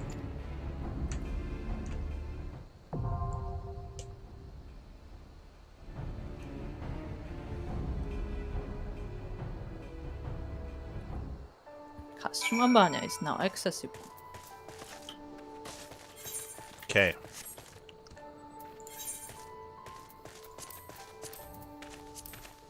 Castrum Albania. The Alliance and Resistance cannot suffer a repeat of the slaughter at Specula Imperatoris. As such, they will not march upon Castrum Albania until they are certain that the main fortress's main cannon will not be brought to bear against them. With the aid of an alliance contacting Radiata, you and your comrades will have devised a plan to infiltrate the Castrum and seize control of the cannon. Several parties, including yours, will attempt to create a diversion inside the Castrum, thereby allowing Lise and her unit of resistance fighters to proceed relatively unhindered to the fire control center. Weapons research is to be your destination, and one can only imagine what manner of foes await you there. Saka, would you like to join us in cannon rushing the Empire?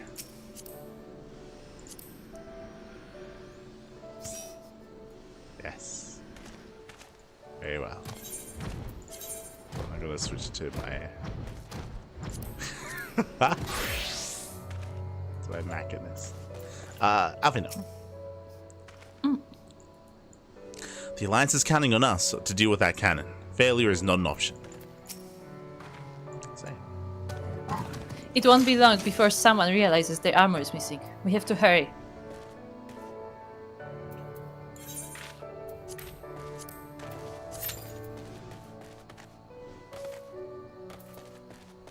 Okay, 4 people.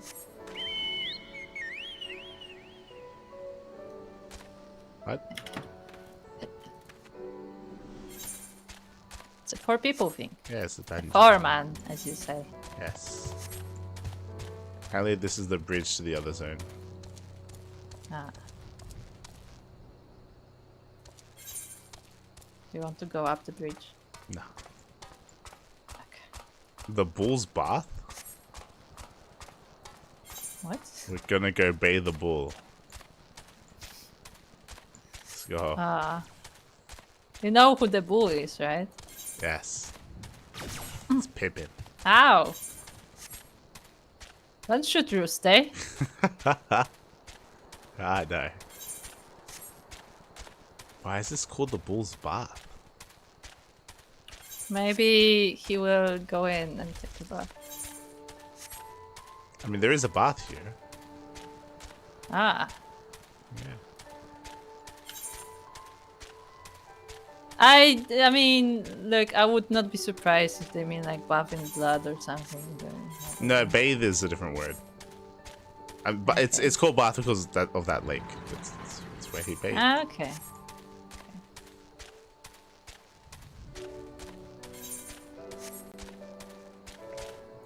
He is washed. He's washed, yeah. It's called the scabbard. And this apparently leads directly to the place. Yeah, you would think we would use that as an entrance. That's one way. See, I think it's Ah, it's one way. one way.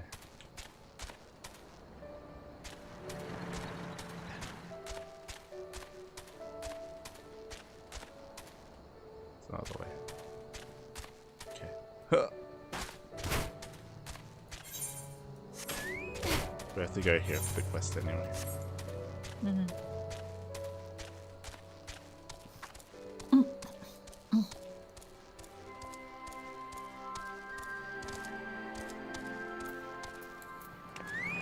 Helena Merchant. Oh my god, it's so dark. You want to trade? You show me the goods first. Then, maybe we'll deal. You got the stuff? We got the stuff. God, he's a military mark issue 43 sedatives. High quality stuff. Someone snatched a match a while ago. But you wouldn't believe how quickly Imperial medicines sell. Folks are always on edge around here, you see, never knowing when the Empire might decide to launch an assault. Some get so worked up that they can scarcely sleep without little alchemical encouragement. How much do you want for them? Be curious. Okay. Commence. Commence. Just commence. I'll catch up with this later. Okay. It's a light party.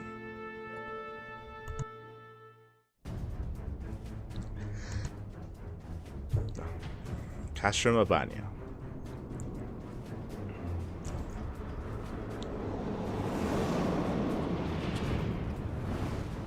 It's a light party because light is in it. Ah.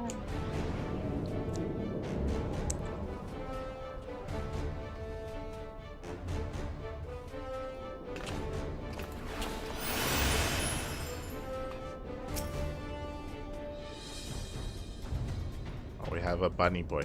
Oh, he has the same clothes that I do. Well, yeah, just different skin. Okay. Do you see? Maybe. I don't really have time to see. Do you see? I can't see. Okay. He's black. He is. He's dyed all black.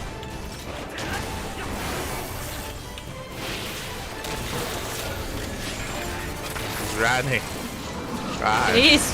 Holy heck, he's running. Don't forget you can sprint. I am already sprinting. I cannot keep up. Okay. Try to shoot.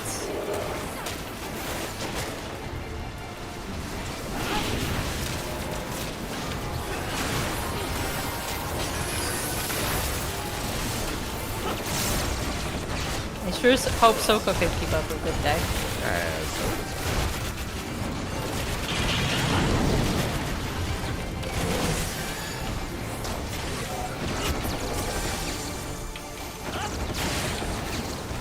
How dare you question Sok?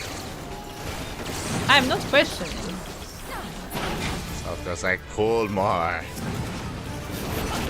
Ah. I mean, I wouldn't be surprised.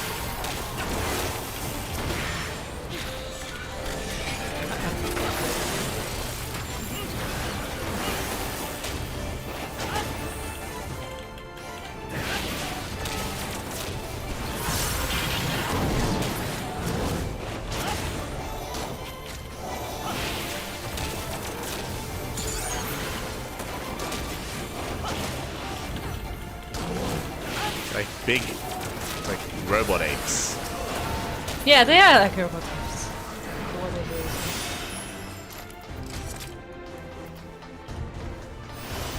What are they? Oh, Peloton.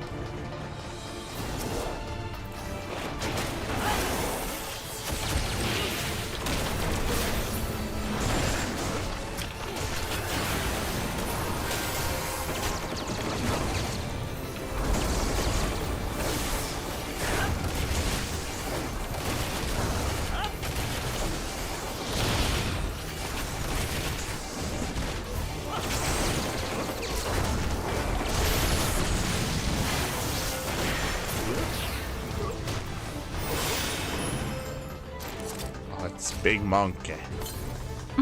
Okay. There are cannons on either side, and this guy can roll around. How do you know? Just looking, using my eyes.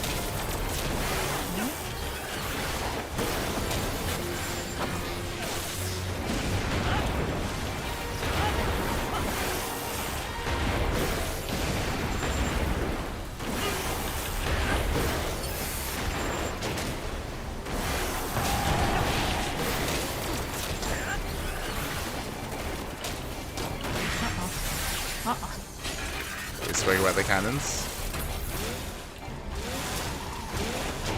Oh, he's running. He's rolling around. Yeah, but he's like rolling in a pattern. He is.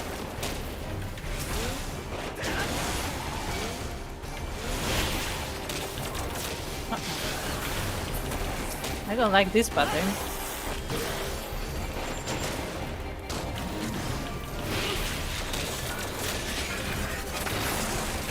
Are we supposed to use the cannons?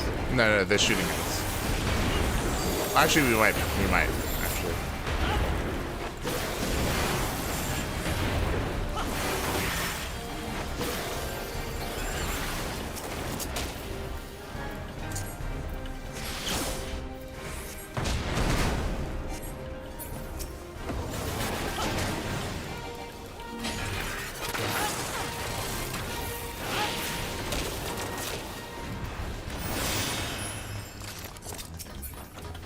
The answer is yes, I was using the cannons.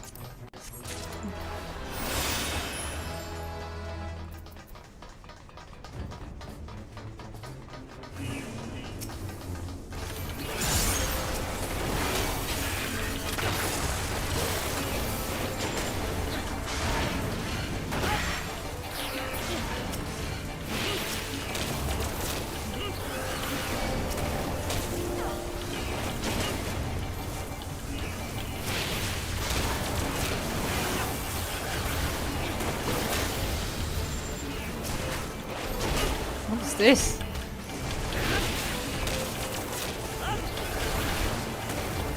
Probably the experiments. Yeah, I guess so. Yeah, he's hybrid. Level 69. Nice.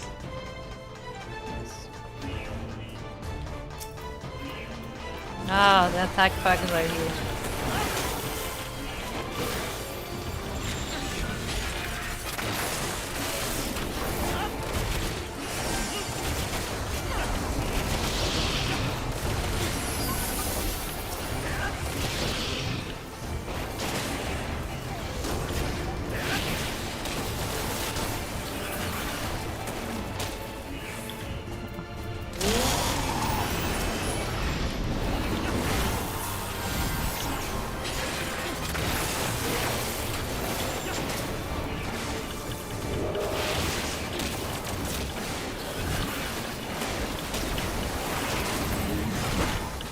The problem that I have with these thingies is that they're biological. Like look, they have muscles and stuff. Like they're. I think it's part of the experiment. I guess. Adding wheels to stuff. Yes.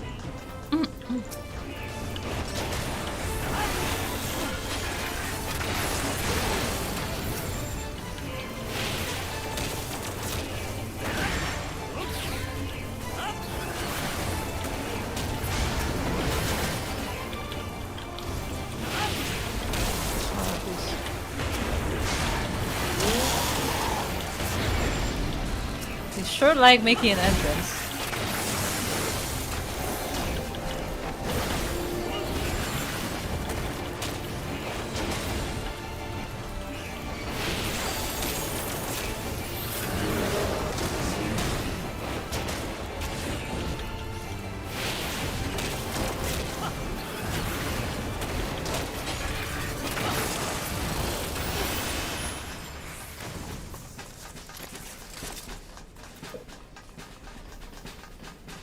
Oh. Subject number 24. This is so big. They go bigger.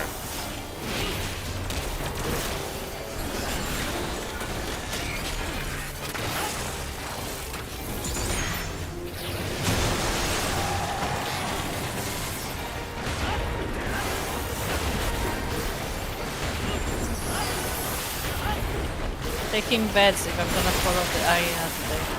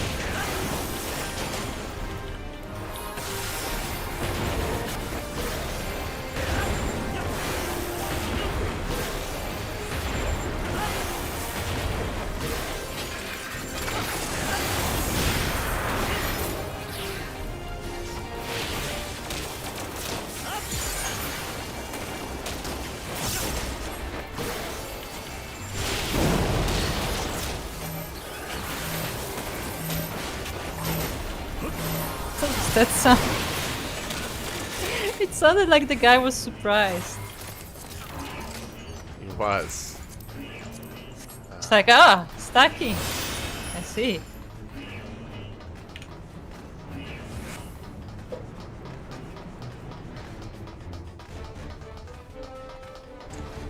So straightforward. Yeah. I didn't fall off the arena. I'm truly very proud of it.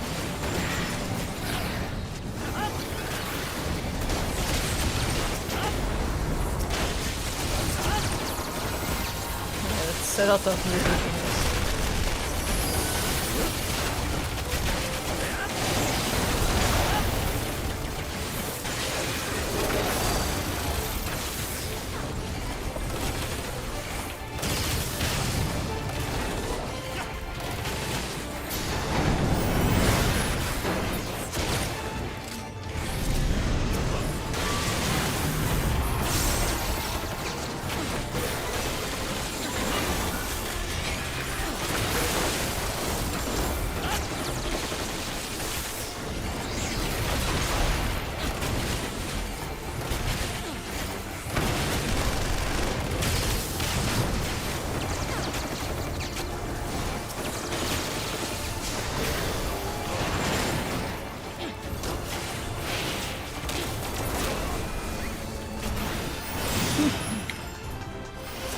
God damn it.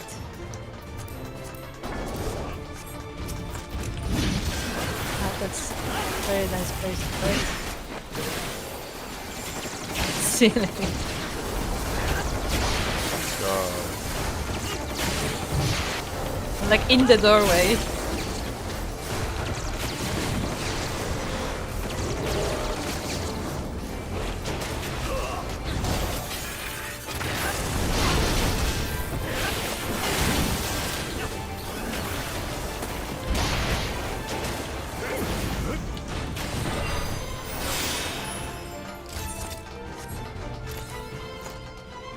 Cutscene.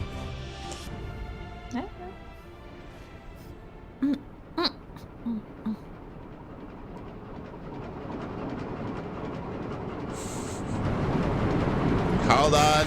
Hold on. Getting in position.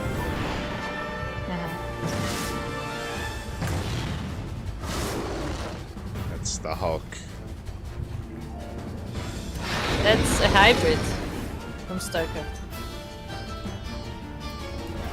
I guess we are told that this is one of the Guardians because he has the eye. Yeah, sure. Yeah, because he has a third eye. So it makes sense.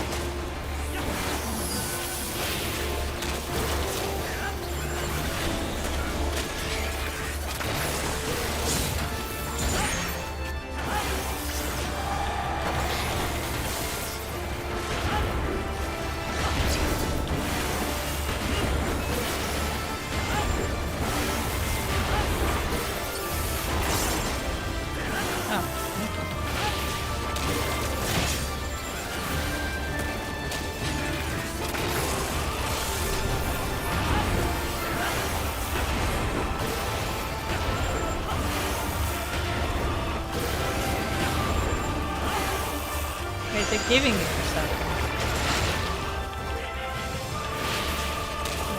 Ew.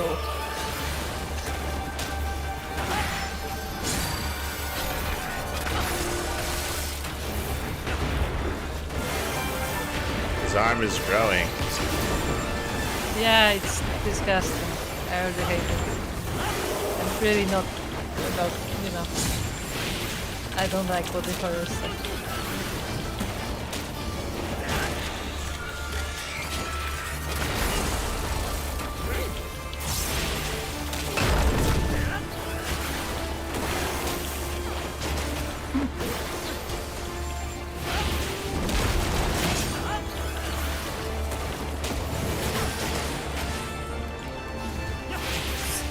It's turning.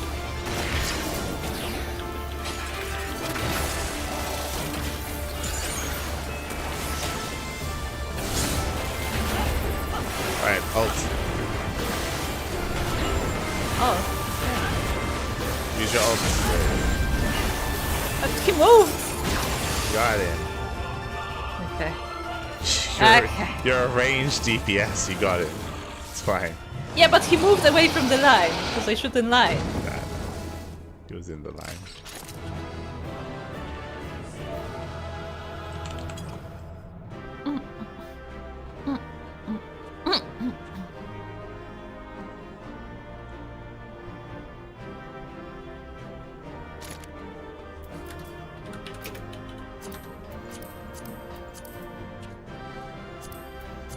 What's the soundtrack for this? Because the only soundtrack I heard was the main theme Stormblood soundtrack. Am I crazy? Was there other music We playing? can find out. There was some music, but I don't know. I don't recognize music unless it's very, like, you know, remarkable. Okay. So something that I wish there was more cohesion here, because we spoke about it, right? About like what they're gonna do to the brutes, and what they, it would be nice if what they did to the brute was, I mean, I guess it was alluding to what's happening here because there is like experimentation going on. It would just be nice if it was similar to what's happening here, because this is very different, right? This is like more grotesque monster creature stuff, whereas for the brute it was a little bit of that, but also not, right? Like he was still somewhat sentient, somewhat, and he was still very much a humanoid, as opposed to here this is like monster stuff, monster tentacle stuff. Yeah, but maybe those are like earlier models, you know. I mean, maybe. I mean, we're gonna find out, I guess, but like, it's eh. Eh. Eh. Eh. Eh. Eh. Oh yeah, we're here to destroy a cannon. Oh yeah, cannon.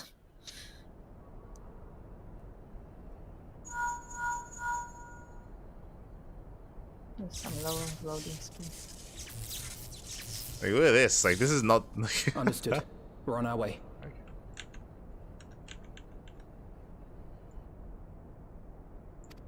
Voice acting. Let's go. Lisa's unit should be advancing upon the fire control center in the command tower. Let us join them. Let us.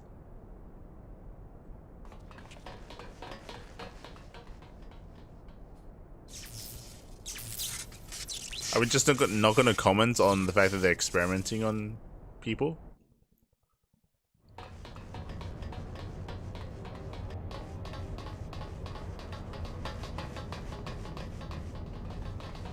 Lise, thank the 12 you're all right.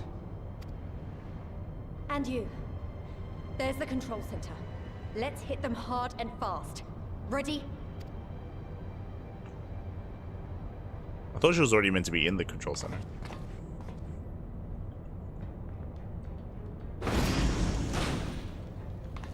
Oh. They're here!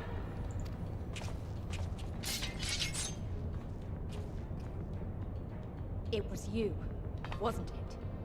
Wasn't it? I gave the order to fire. It was over! The skulls had surrendered, no one else had to die, and you killed them! Your own people! Your own comrades! You're right! I killed them. Ansfrid, Rudolph, Emlyn, all the rest. Trained and fought with every last one of them. Good soldiers to a man. I gave the order that led to their deaths. And I knew exactly what I was doing. But why? Why would you do that? They died so that all Alamegans could live free. That was all we ever wanted. We made a promise that we would do whatever it took, so that one day the Imperials would learn to accept us. But everything comes at a price. And if you haven't got the means to pay, then you pay with blood. Service guarantees citizenship, but citizenship guarantees naught. It's not enough to do your part, oh no. You have to run faster, fight harder, kill more and more and more, and only then Will you be equal? That's just how it is out here in the provinces. You buy your freedom with blood. There is no other way. Shut up! Shut your mouth! You don't get to talk about freedom. You killed your own. They trusted you, and you killed them. Murderer! Butcher! Traitor! Oh, damn.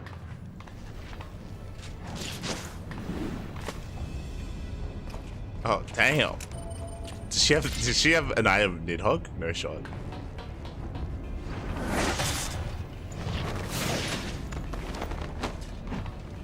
Lise! Gotcha!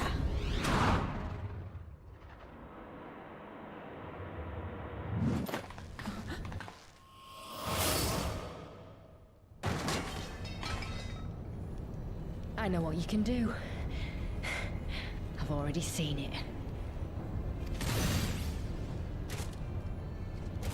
Alize!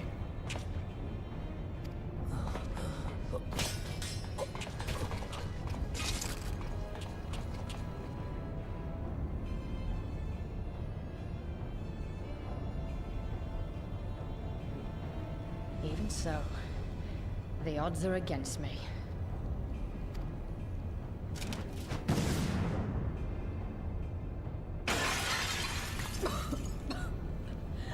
Coward! Get back here!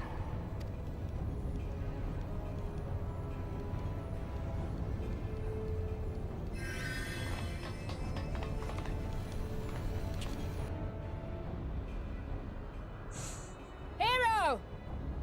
Lord Xenos invites you to join him for the royal hunt, to be hosted at the palace. You may bring your horde, if you like. All are welcome.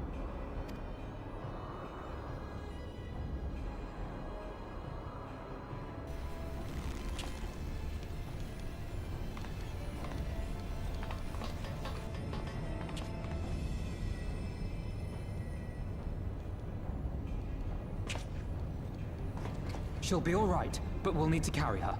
Will you help me? Thank you. Lise, I leave matters here in your hands. Right.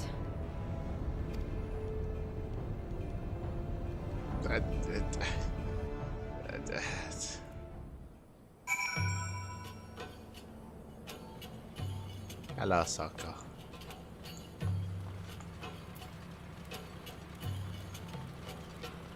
Do I have a... I don't have a Deji emote. Thank you. Thank you. I appreciate it. Do I have a /play dead?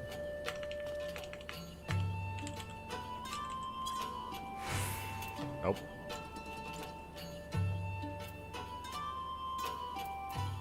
I will sit.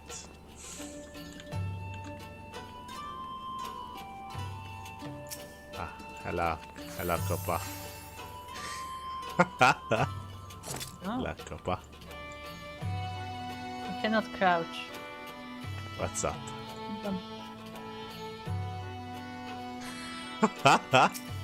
You know what? No, I'm not gonna be. Look. I think the fight looked pretty cool. Yeah, That's all I'm gonna say. The fight was cool. it was a cool fight. I liked it. Yeah. Because it wasn't like, oh, explosives, like, oh, she has like new weapon. No, she can just dodge shit because she knows what the next movie. That was cool. I'm Yeah. cool with it. And they actually had some choreography. Yeah, it was a cool fight. Like, it wasn't kind of like, oh, she like threw 2 kicks and then she like, oh, she dodged and like punched. No, they actually had a legit choreography and that was cool. I liked Yeah. it. Yeah, for sure. And again, I cannot comment on the twins because I am very invested into the story of the twins. So I am obviously very... How do I put this? I enjoy just seeing them interact, that is all. Yeah. And I like that Alfino didn't panic in that moment. I'm very proud of him. I will still protect him, but I like that he just kept his cool. You know, he knows what he has to do. Yeah. It's just that will probably be in my next fan art somehow. What else? Yeah, that's all that happened, right? Is that? No, I agree. The fight was really cool. I mean, in general, you know how I feel about Fordola. I liked Fordola's character. I appreciate that she was given her a nice moment here. I appreciate that she doesn't die here. I mentioned before, I want her to continue as a character. Ideally past Stormblood, but I will settle for at least into the post patch, and then we deal with her in the post patch at least. But I'll settle for that, I guess. Ideally, we want more, but yeah, you know, it's nice. I like what they're doing with her. She's not turning into a grotesque creature like the other experiments. She's like, yeah, she's not into good. Like honestly, it feels like maybe like by the sound effects they used before and by some of the things she does, it kind of sounds like she didn't so much get like super like ether like abilities. It sounds like she kind of got the echo. yeah. It sounds like she can see stuff like we do. Which makes sense, because if you remember, Kryl had the echo. Like, Kryl, she was one of the few with also, like, echo capabilities. Yeah, but they didn't say that. Or maybe they don't know what the echo is. Yeah. Maybe they may not even know about the existence of the echo. Well, And they just were like, yeah, we're just gonna transfer the abilities from this guy to this guy. It's like, it turns out she has echo. Yeah, they can just call it something else. You know, it's fine. Maybe. Yeah. So yeah, so I like what they're doing with her. I agree. I appreciate the interactions between the twins. Yeah, it's good. It's good. You know, everyone's doing their thing. There's no talking. The moment. Yeah. Yeah, the moment they cut Alicedo, I'm like, they're not gonna kill her off here, right? No. That would be kinda. I don't know how you felt about Lys's reaction. It was very jarring to me, because she didn't, out of every character involved when it comes to the firing of the cannons at the towers, she had the least emotional response, right? Like we had Alice with her stuff happening with Alfino, right, where she was freaking out. Yeah. We had Alfino, who was outraged and disgusted by what had happened, because of their the Imperials firing on their own. We didn't have Lys did not have a reaction like either of them. Like she did not have like an angry emotional reaction. She had like a more somber reaction to Conrad dying. But those, by no means did we have like anything like that, which is why I was very confused, or I was caught off guard when she, off the bat, she started screaming and yelling at her. When in my mind it would have made more sense if it was literally any other character there, whether it would be Alfino or Alice, just because of the setup that they had for them. For Lys, for me it felt out of place, because again, she did not have that reaction the same way that the others did. I guess the thing is that both Alice and Alfino know better. Based on what happened, no. Based on what happened with the Gabble Primal stuff, like Alice, she literally just did that. She literally just did that. And I removed that from my memory. Yeah, she literally just did that, and I would say that because of the setup that they had, and because of that, I would say it would be more emotionally powerful if she had lashed out, if she was the one saying the speech instead of Lys, and she even said something like, "You almost killed my brother" or something, like. That there would be so much more weight behind it for Lys, and that would be that would also be interesting in the sense that like that would be probably the first time that Alfino has heard something like that. Yeah. Like it would be because she's never directly like affectionate to him. It would be a much better scene if it was Alice instead, just because of the setup that they had. The problem with Lys doing it, as I mentioned, to me it felt out of place. To me it felt weird. Because there was no lead up to it. There was no I didn't get the feeling that she had this many emotions about it coming into this. The way that she reacted, I mean, like because she literally like she was like screaming at her. like Yeah, because all this viscerally. time, what we've seen was her being like, okay, well, I guess I'm the leader, and she Yeah, just like that's what started I like mean. giving orders. Yes, like that's the problem, is that we've had multiple scenes with her in between, and she's like you do not get the indication that this is how she would react or this is how she feels, which is why it felt forced, because it's the wrong character. It shouldn't. She should not be the one doing it. It would have been so much better in every way if it was Alice instead. I mean, I would say this may be once again the different writer kind of thing, where like when you look at like what Liz's character is supposed to be, which is supposed to be like the leader of the rebels because she's like so, you know, motivated to be part of the rebellion. If you look at it from this side, then it would make sense that they would put her in such a scene. Talking to another Alamigan, because she's supposed to be the leader of the rebellion and she's supposed to care about the rebellion. But as you said, we didn't see her like being emotionally at that point. Yeah, exactly. Like you're saying, like this would make sense if what had happened previously didn't happen differently. It's like, sure, yes, like this. Yeah, this but would have made more what I sense mean? if, yeah. What I mean is like that the person writing this scene would have like a broad understanding of what the character is supposed to be. Yes, that would make the most sense in my mind, right? Like if the person writing that scene was given like some like bullet points on like, hey, these events just happened for this character, write this scene for her, and it's like, okay, and then they write the scene for her, not really knowing the details as to how the character actually reacted to certain scenes and to certain outcomes. When it comes to Conrad's death and the shooting and all that stuff. So that, I agree. Like in my mind, that's probably what happened, is the person that wrote that scene didn't have the context of what actually happened previously, which is why the scene played out the way that it did. That makes the most sense writing-wise. Which is why, like, if they had the greater context, like, I stand by, like, it would have been so much better if it was Alice that had done that. And once again, there's another humbling moment that they missed, which they emphasize here in this scene, which was bothersome to me, is that Liz had no reaction to Alice being struck down. Yes. But which is why I don't think Alice should have been the one that was struck down. I think it should have been Liz.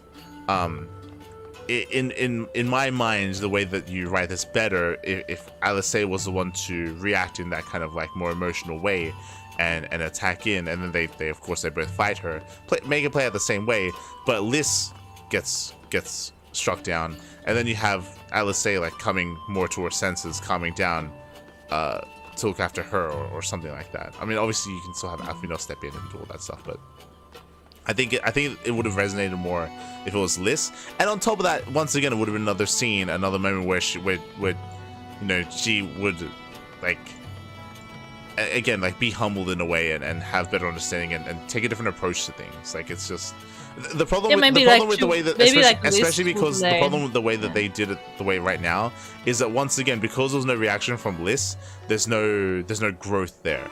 Like, if you're gonna do it this way, where she's the one having the crazy emotional outburst, well, because of the way they played it out, it doesn't feel like she recognizes that like she probably shouldn't have acted that way. She probably should have been more rational, more methodical about things, and maybe things could have worked out differently because of what had happened. Because of what happened, Alice almost got killed, and she could have done things better there. But like, because of how they're playing this out, I don't think that she's gonna reflect. Yeah, because it sounds like she thinks she did the right thing. Yeah. Yeah, I agree. Like, I don't think she will learn anything from that experience. No. That's true. But this would have there could have been a way where you have her learn from this, but they chose not to. But this would have been another moment for that sort of thing.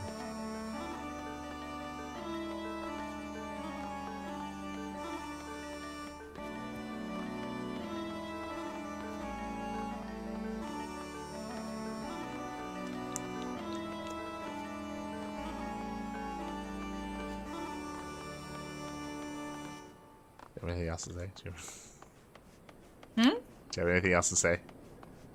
No, I'm honestly, like, I'm just proud of Alfie. That's all. I'm gonna focus on the positive. Yeah.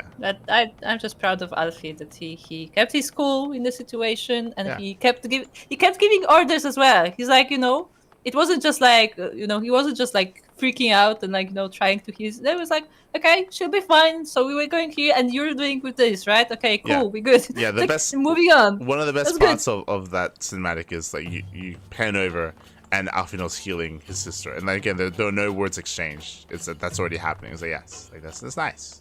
It's good. Yeah, it's happening, but also like he's not panicking. Yeah, That's my point. that's- Because yeah, because exactly. before he was way more like panicky about his time. It's like, no, it's good. I know what my task is. I know Yeah. what your task is. Yeah. I'm good. It's like doing his job. It's good. Yeah. Yeah. I'm just proud of him. Look, again, I am a big fan of Alfina. Yeah, it's good. It's my done well. favorite. This misread character growth and can't seem to grasp what that's supposed to be. No. Is she gonna get big? Merge. Because character growth. Serpent officer. I told one of your comrades was injured during the operation. If there is aught we can do to help, pray do not hesitate to ask. Raban. Well done. That thrice damned cannon won't be troubling us again. Oh wait, what did we do to the cannon? Nothing. We didn't do anything to the cannon. Don't worry about it. Well, we did it. I don't know what, but we did it. Castrum Abania belongs to us now. Nago and her people took Alicent to Radiata to receive treatment. Alfino tells me she'll make a full recovery. I know I should be happy. We won, and with minimal casualties. But somehow, it feels empty. We should report to General Alden. So I read the chat. Stefani I Sven knew, had I the knew most it. character growth. Turn bigger at least. Yes. Yeah, I knew it. I knew that somebody's gonna bring it back to It's that. good. Yeah. It's good. It's good, Esther. It's good. Continue. We should report to General Alden. Cry wasn't here, but who knows? Maybe one of Rauban's men found something which could lead us to her. Can't hurt to ask anyway.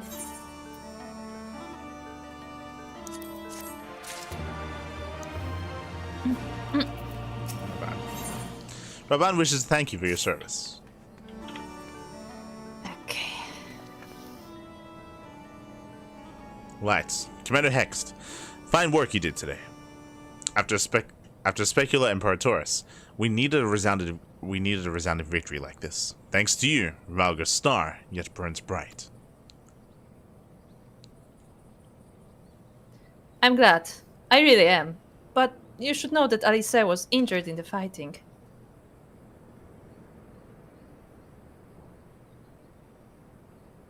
Regrettable. But I'm pleased to hear that she'll make a full recovery. For Dola's parting words, on the other hand, ring less favorably in my ears. But if Xenos wishes to invite us to the so-called royal hunt, then this bull would fain accept. What troubles you, Liz?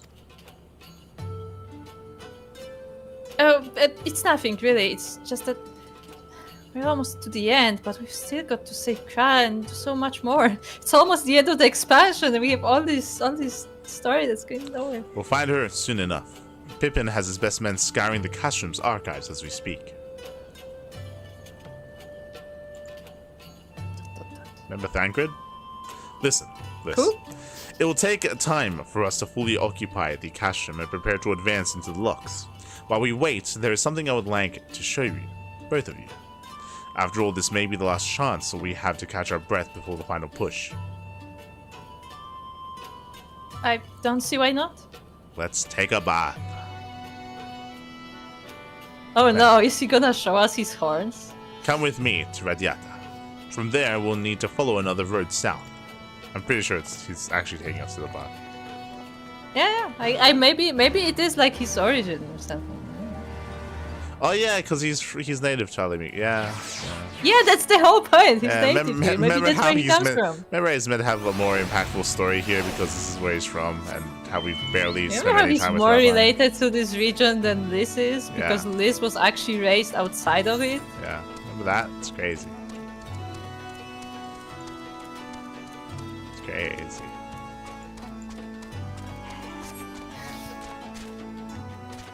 Careful, there's a llama. Oh no.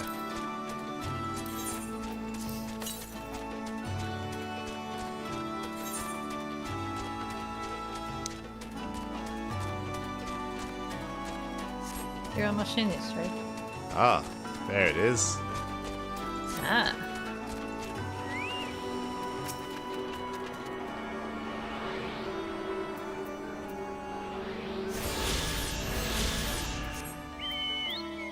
Yeah, I was asking if you're a machinist because you wanted to change class, right?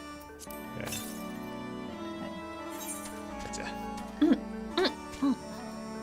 We got places to be.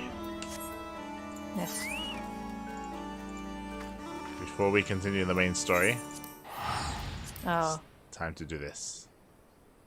Oh. Oh, I see.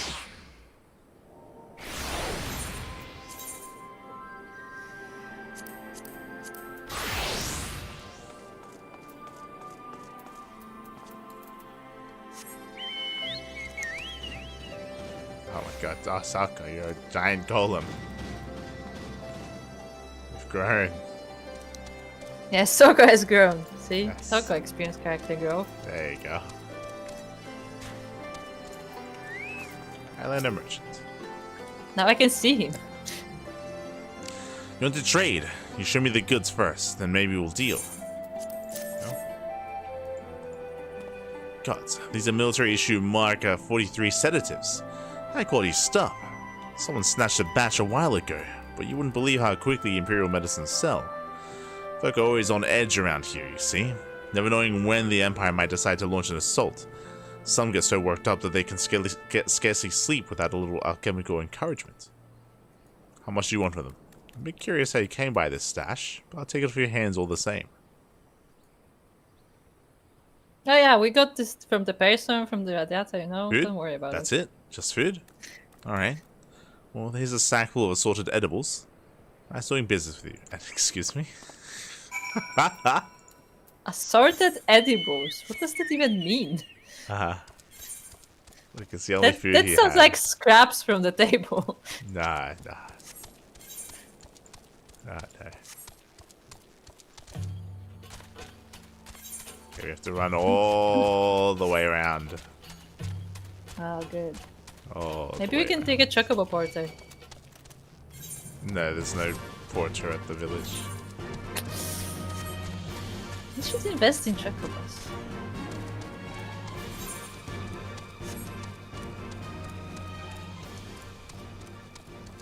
Oh, look, I read that these guys as mud studs.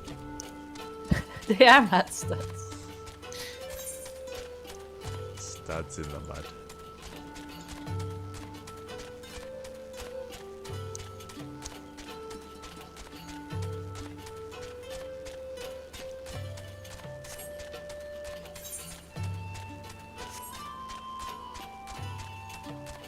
There's literally no faster way to the other side. Until you have flying.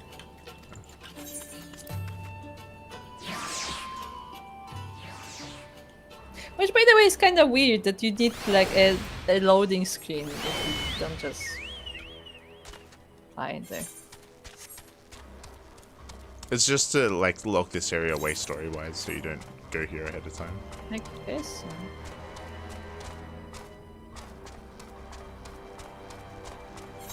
It's griffins. Yeah. Want to ride Oh look, them. it's the tower. Ah, This is the tower. They got knocked down. I thought it was bigger. Can you go Yeah. in? Nah. Can definitely go in.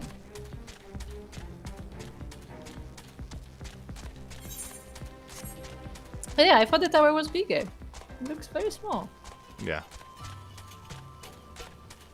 It should be bigger. Like this. This you go is in on this is this the side? tower where there should be like multiple rooms and stuff. This is like a tower like what Yeah. like 3 people can fit like side by side. Like this tower is so tiny. Yeah. There it is then.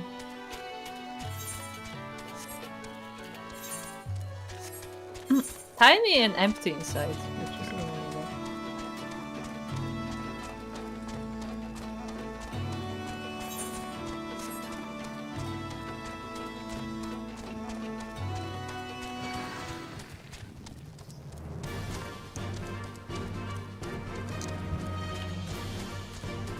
Oh no, the Dama is terrorizing the village.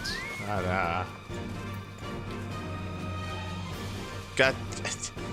It's still mad at you. Why are you attacking it?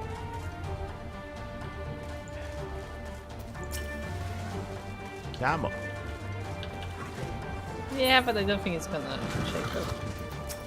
It's a traitor. Do you get the food? Tell me you got the food. Oh, praise the heavens. And praise you too, stranger. This will be the first proper meal we've had in days. Go back and speak with my large friend, if you would. I'm sure he'd like to show you his thanks as well. He's gonna give us a big hug. Yes. So, I mean, if they don't have food, then what do they have?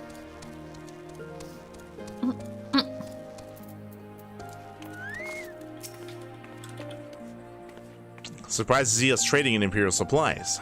My quick-fingered friend once worked in a storeroom in Castrum Albania and swiped those sedatives before she left. This settlement's full of those as used to labor for the Imperial army. The folk in Alagiri may have traded with the Empire, but even they spit on Radiatins. The army's whipped curs, they call us. That's why we needed you to make the deal. If one of us dared to set foot in that town, they'd chase us out with a hail of stones or worse. But now we can eat our fill, get our strength back, and tried to move on. Kind-hearted heroes like you are a godsend. We made it. We can fly. Fine. Wait, no. Ah. We can't. No, it was not. It was What? not the last one. It was not the last one. There's no Do you other have quest. Do you have the? Do you have the compass? Yeah. Says compass is not detecting nearby currents. Well, good. It's possible that we missed an ether current in the other half of the zone, like the top half. Maybe. Yeah.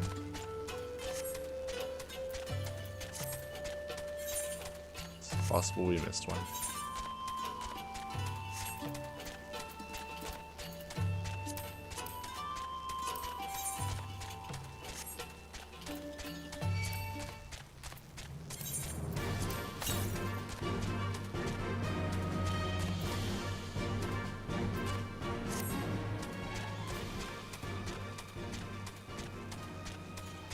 It's a little farm.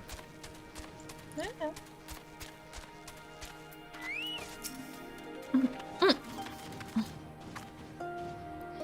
I don't think I know this village. It's so small. It's about the same size as the other one.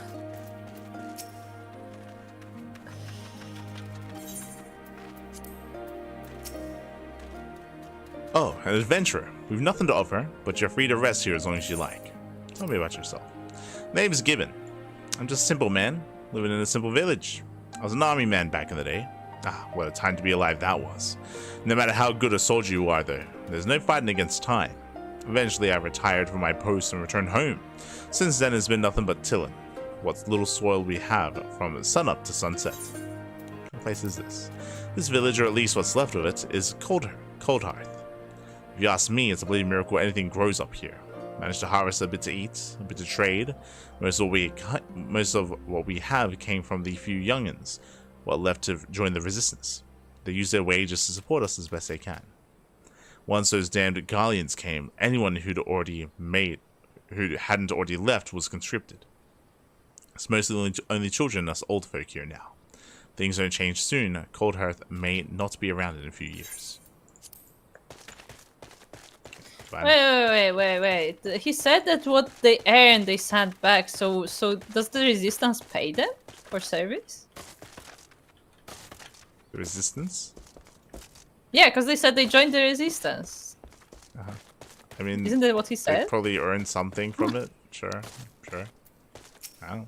Yeah, most of what we have come from the few youngins who left and joined the resistance. They use their wages to support us as basic. So that means the resistance pays them. Sure. I mean, sure they do. Even after all these years, it's still the same. Nah, but I'm getting ahead of myself. You deserve a proper welcome.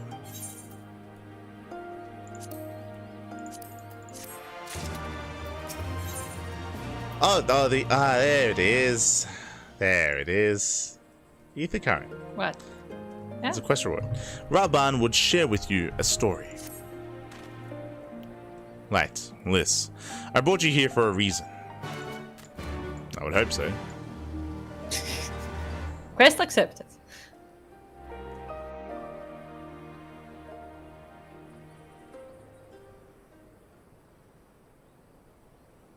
I wanted to show you this house. My house.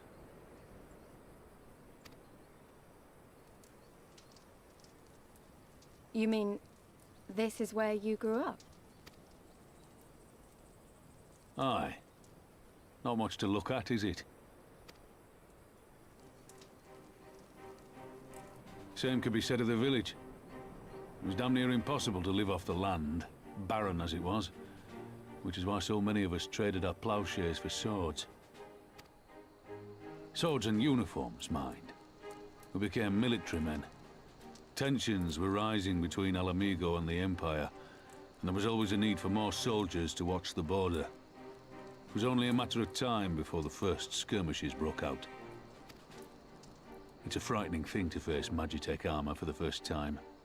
But after a lot of trial and error, I found ways to bring them down. After a few victories, people even said I had a knack for it. And then one day they hit us. Hard. I was wounded and sent home to recover. Back here.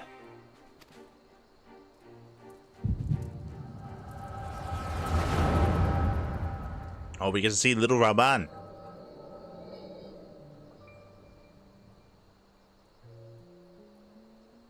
Will you remain silent for fear of the Mad King's vengeance? Of his eyes and ears in the shadows and his knives in the dark? You, who call this living dishonor our nation. It is but a slow death.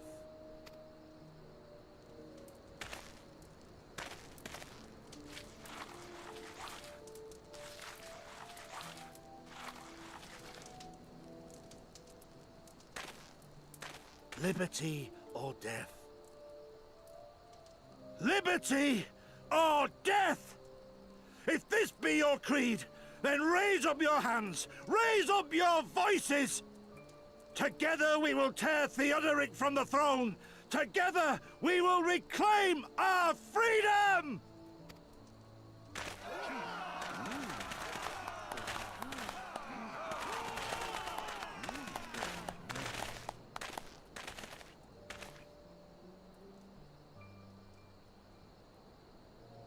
So is that Raban?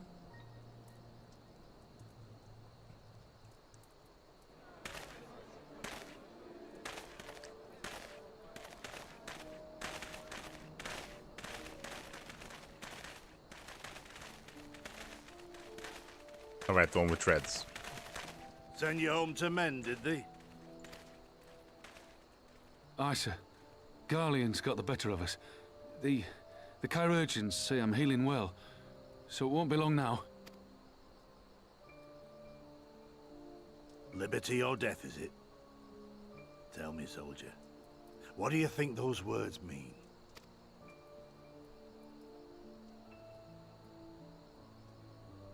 We must needs be willing to die for liberty. I don't know why they're making him sound meek if in the story he's already a soldier, like he's already achieved a lot. Again, it's kind of weird. Spoken like a true patriot. But liberty should not be the end in of itself. Liberty is a chance to build something better. A stronger, more prosperous home for our people. It's not quick or easy work.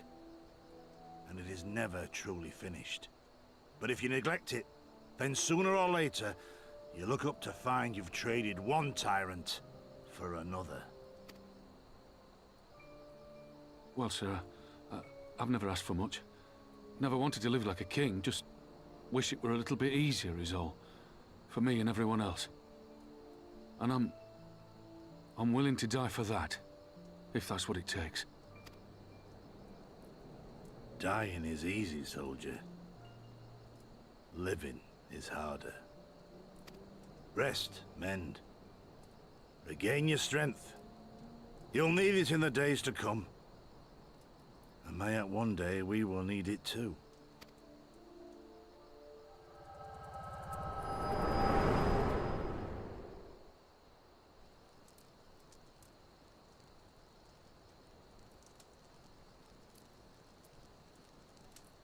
Conrad chose you as his successor, Lys, and I will not gainsay his decision. I have but one question to ask. Liberty or death? Those were Curtis's words and his creed. Will you swear by your father's creed before your comrades and the gods? Oh, was that her dad? Oh, okay. Liberty or death. That's all you can hope for in war. Father understood that. And you want to know if I do too.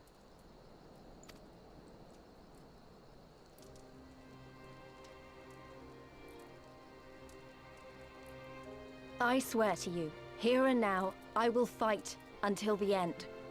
Be it liberty or be it death. But the freedom we win must be for every Alamegan, even ones like Fordola, though they may hate us, and the Ananta, though they may fear us. We'll fight, and we'll talk, and we'll find a way to make it work for all of us.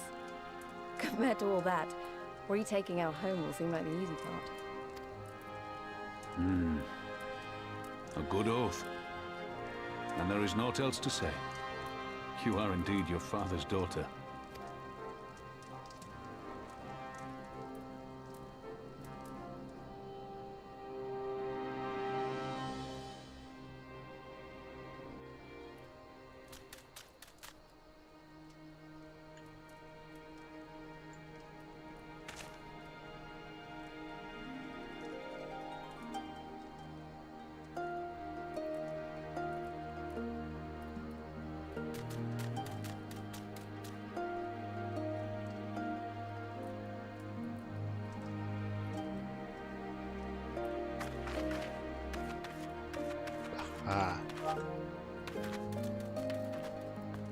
Hensla.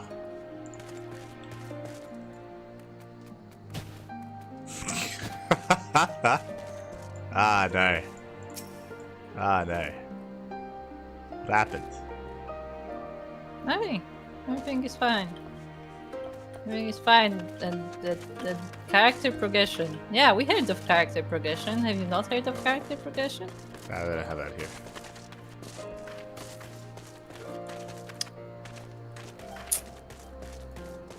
So I had no idea until he said it. I had no idea that was her dad until he said it. I was like, oh, okay. Yeah, me neither.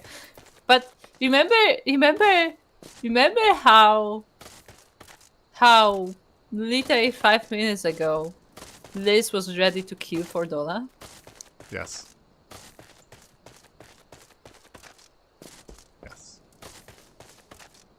I don't think Liz remembers that. In fact, she launched at her. Yeah, I don't think Liz remembers that.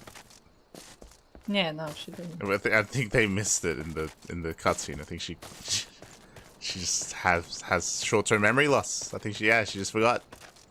Yeah, not there. She was like, we got there, Fordola was there, and I don't know what happened next. Exactly.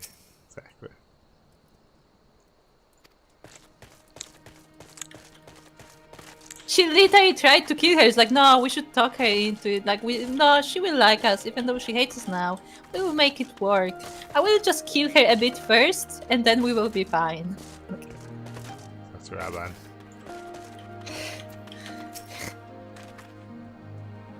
Even a blind man could see that Liz wasn't herself. Not that I don't understand. To be thrust into a position of authority under such circumstances, to be made responsible for the lives of many, it isn't easy. And when you see your friend get cut down before your eyes, it only gets harder. I'll wager she thought Alice was dead for a moment back there. No, she didn't. She didn't care at all. You weren't there, man. That's not. No, you're we literally talked about she had zero reaction. You're inventing your own story right now, Robin. It's okay. I've been there, Robin. I've been there. Yeah, look, I know that they told you that was very emotional, but she did not bat an eye. She did not flinch. She was so focused on trying to kill Fordola. It is one thing to risk your life for a cause, but to risk that of another is a burden no soldier is ever truly ready to shoulder. The fear, the guilt, it weighs on her. And it's good. It will make her a better commander. But first she needs to learn to carry it, to not let it break her, to remember that some causes are worth fighting for. Liberty or death. Her father's words gave me strength once. Maybe they'll do the same for her now. Right then. I think I've said enough. The two of you can head back, and I mean to stay a bit longer.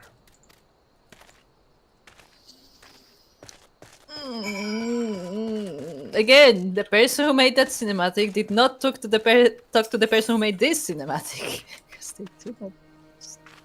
An important individual has yet to visit Cold Hearth, and Sagar is growing concerned. Hey, you're one of those adventurers, aren't you? Travel this way and that, always helping folks. Well, I believe I speak for all of us here when I say we need your help. I'm sure you noticed, but we don't have much. The only reason we get by is a merchant who comes and sells us supplies. I say sell, but it's so cheap he may as well give it away. Trouble is, without so much as a word, he suddenly stopped coming. I'd go and search for him myself, but anyone who could have kept watch while I'm gone has been conscripted by those damn Imperials. Would you try asking around at Radiata if anyone's seen him? He always talked about going there, so I figure it's a good place to start. Wait.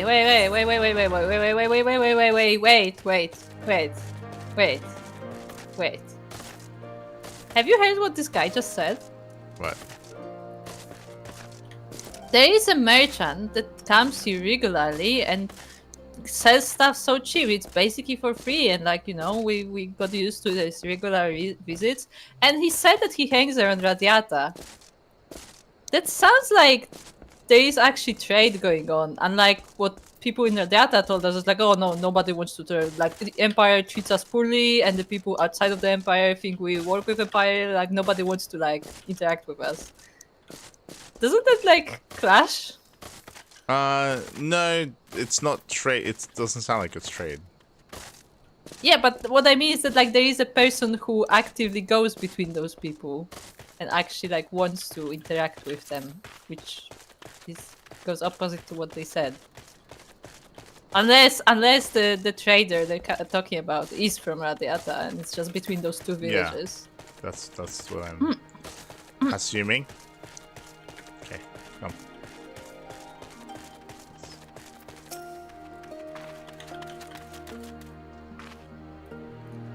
I understand.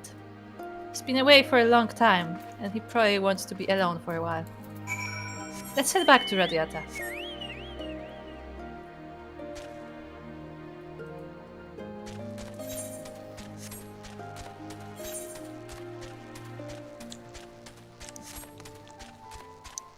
Also, my favorite moment of the cinematic was when Liz is like, my father understood that, and you want to know if I understood that too, and I'm just like looking at her intensely. I don't know. Wait, am I the only one who feels like I'm being watched? No, it's just Soko. I don't know if it's Imperials or bandits, but I know there's more than one of them. Let's split up. You head northwest, and I head northeast. Maybe I'm wrong, but I don't think so.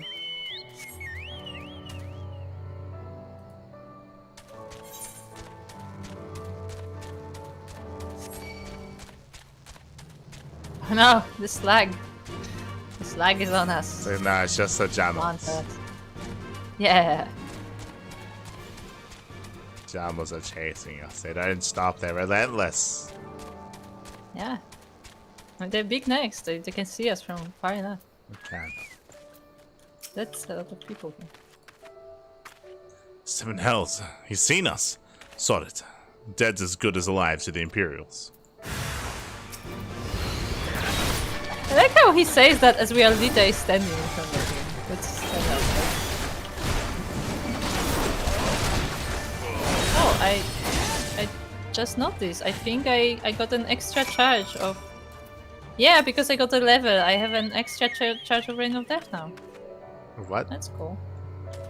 Of Bloodletter and Reign of Death. Yeah.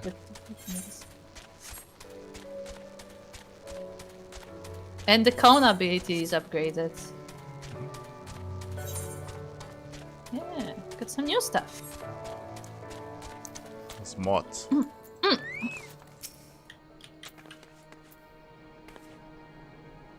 Cold Hearth? Would anyone sell their wares in that ghost town? Okay. That was so close. Huh? Could have been Eggery. Oh my god. A merchant traveling to Coldhearth. Wait, that's the guy in league with the Imperials, isn't he? Now that you mention it, I haven't seen him in a while. It's not Bob, it's Dub. Dub. God offer. Yeah, I've heard of him. His name's Frank. Oh, it's Frank! Ah, we know Frank. It's Frank! Some Okay. folks say he's doing those people a favor, but I think he's up to something. Nah, we like Frank. But then they would have seen him. He's literally just chilling there. Yes. Like, he's not lost or anything. Ah. Like, oh, yeah, he's at his home for the past 3 weeks. I have no idea where he went. Like,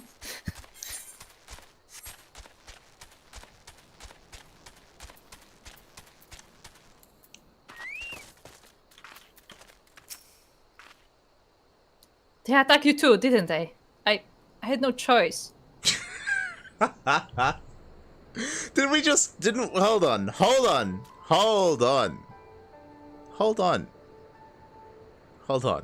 Girl, what am I gonna say?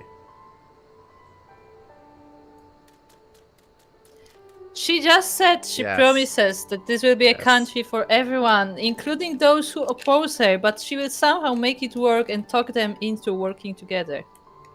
Well, she just spoke about how she was going to save the Alamegans, including those that are working for the Empire, Yes. and literally, And they somehow Literally- gonna all live together. literally in the same quest, she just killed them. Yeah, she just killed, and she literally, and if you click on the next line, do you want me to read the next line? They're Alamegan. They are Amigan, not even conscripts by the look of them, barely adults. In fact, some of their faces look familiar. So she even recognized them, and she still killed them. Could have, like, you know, knocked them out or something, but no. Wait, I remember. They're from Radiata. They must have seen us when we were looking for Stark. They probably thought the Imperials would reward them if they captured or killed. Oh god. Alice and Alfino could be in danger too. We have to get back to Radiata and find Mango.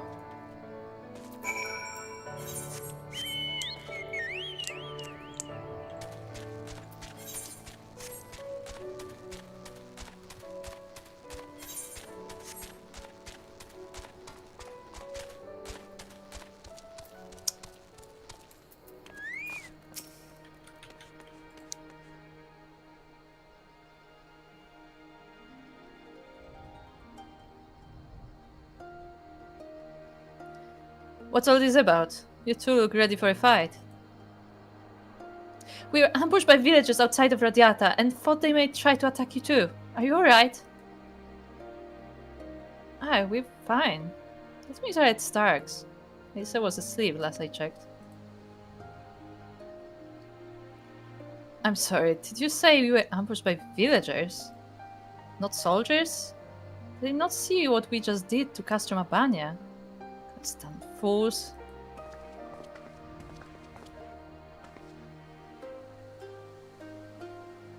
Liz, Mirika, we overheard you talking because the entire village can hear you right here on the square.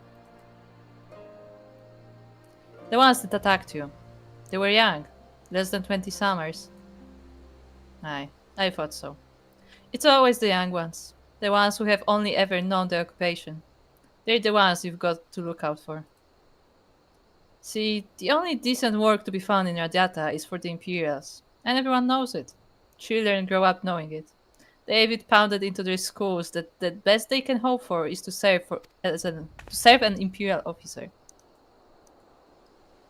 Bloody fools! After everything they've seen us accomplish, they ought to be begging to fight for the resistance, not against us. They've been living in the shadow of a castrum their whole lives. A few victories won't change that. Aye, you got some who can't wait to spin in a soldier's eye, but to speed in a soldier's eye, but they get beaten for their trouble, or worse. Even so. And the ones that don't fight back but refuse to beg, well, they just starve. Beat the dog that bites his master's hand and ignore the dog that refuses to do his bidding, see? In the end, the ones that learn to abide are the ones that survive. Now, you may say that's all about to change, and I believe you, many here do. But a young man or woman who grew up only knowing that he knows, only knowing what he knows has got every reason to doubt. Remember that. Do what you have to, if it comes to it, but remember that. The sooner we liberate Alamigo and bring an end to the occupation, the better. Only then can we show these young youths that things do not have to be this way. Only then will they know what it means to live free. We're going to build a new home for ourselves, together, a better home that they've ever known. Again, why did she kill them? Wouldn't it make more sense if she knocked them out? She literally said they couldn't fight. Yeah. They were young. Just knock them out and carry them back home. This has a proposal.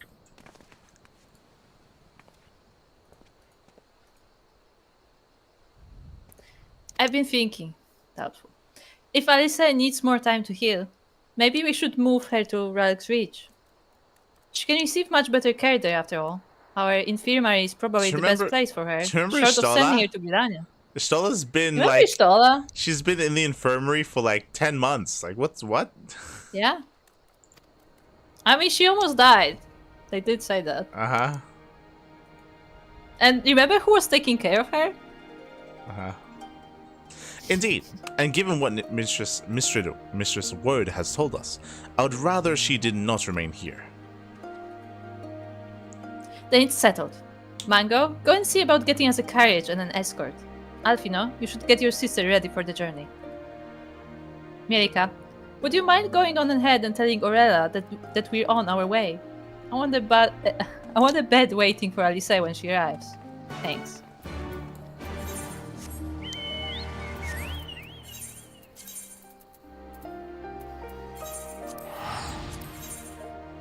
Ralph's Reach. Oh, we didn't talk to Frank. That's where we're going. We're gonna go talk to Frank. Fucking that Frank. I can't get over Rooster just drifting around the crystal. Because it's never in a straight line. It's just drifting. They're asking about me at Coldheart. I'd love to help, but the situation has gotten complicated, you see. The reason I was selling them so cheap is because someone else was footing the bill. Some Imperial soldier said he grew up there. He went to the Galleons willingly, if you can believe it. They made him a watchman at one of their labor camps, and he's been funneling all his pay to me. Granted, I keep peddling my goods to Goldheart. Afraid his friends and family would refuse his gifts after turning his back on them. He got the smart idea of sending me up there, selling whatever they need for next to nothing. The thing is, he hasn't contacted me in days. A shame too, on my next trip I was supposed to deliver this bottle of arak. It's hard to come by nowadays, but he paid me good money to find it. Would you mind taking it there for me? As for this conversation, I'll leave it up to you whether or not you tell anyone.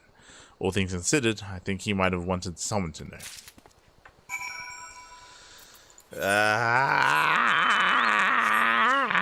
Are you ready to go back there on this week-long travel between these two villages? We have to do it again. We have to go all the way around again. Why? And you know what? Like, doing it once is fine because you have because it makes you appreciate like flying. It's fine. Do it once, but we have to do it twice. You know what? We're gonna arrive there and then like, oh, that's very generous. Can you tell him? And they just like keep going. It actually just makes no sense. It makes no sense for us to do this we're going through this path 3 times now. 3 times. Yeah. Yeah.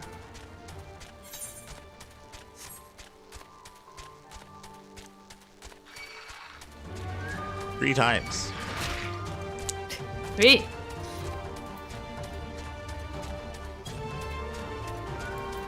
But then we're gonna fly. Like even the fishman thing wasn't this bad. It was. Well, the Namazo? No, the fishman one wasn't 3 times. It was twice. Was it 3 times? And I don't even remember. no, it was twice. And we didn't have to use like an instance like teleport thing to go through like the other half of the zone. Yeah, right? the teleport was really Yeah. the bad thing. Because we have to like unmount, Yeah. talk to the guy.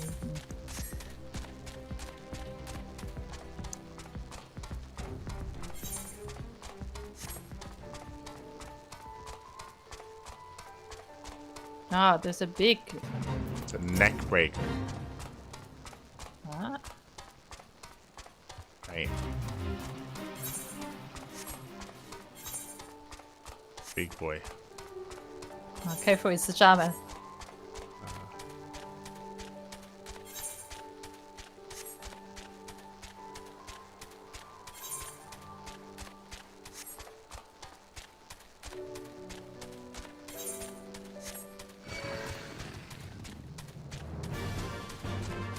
It's okay, Rooster. You'll be able to fly soon.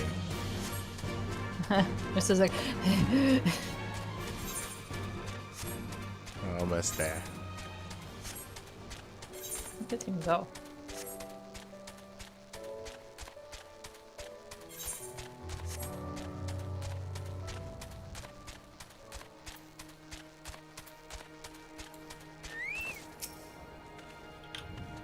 Did you find any sign of the merchant? Technically. He was paid to come here by an Imperial turncoat. They worked at a labor camp. No, it can't be. Bolavarak. My son said someday we'd... Never mind about the merchant. Here, it's not much, but you deserve it. Thank you for this. I did it! God! Hop on! Fly to the tower. We I need can to go to the fly to the vista. I want to. No, that's yeah, sure. Okay. Coldhearth. Tucked away in a forgotten corner of the peaks, this sleepy hamlet is known for producing mercenaries, a tradition that was born out of necessity. With its lands yielding precious little bounty, youths took to leaving hearth and home behind to trade their sword arts for coins. Most notable among them being Raban al-Din, the bull of Alamigo. Yeah, we need to explore the tower because now we can. Okay, well, we can explore the boat. Sure. Yeah, sure. It's But the called tower though. Young Crep's Hope. For some reason, it's still glowing. It is. It's like, is it operational?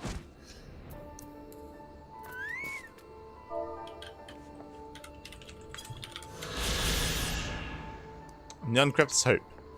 When the 6th Umbral Calamity befell Erosia and the realm was transformed into a sea, this great vessel built by a man hailing far from the north, named Nyonkrept, saved full many lives. Having taken aboard countless souls drifting in the floodwaters, it was finally transported by magics to its current resting place. Okay. We didn't really learn much more.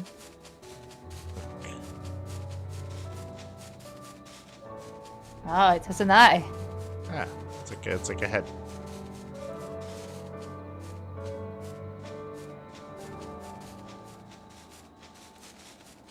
This is his tail. Mm-hmm.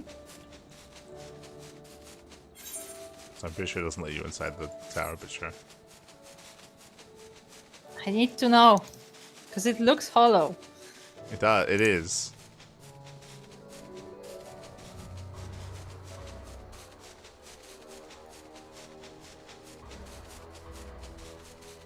Not this tower, the bottom, the one that's collapsed.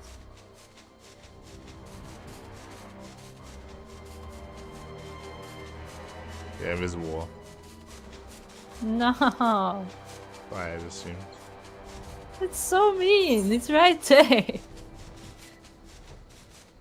You don't show this if you're not planning to let somebody get in there.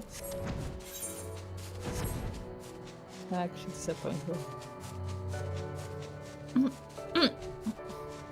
can see there used to be like a winding path leading up to it, but I guess they destroyed it. Mm-hmm. That looks nice. Yeah. What are these stones though that are flying next to the path? Has that ever been explained? Nah. It's kinda there. Yes. I will lunge.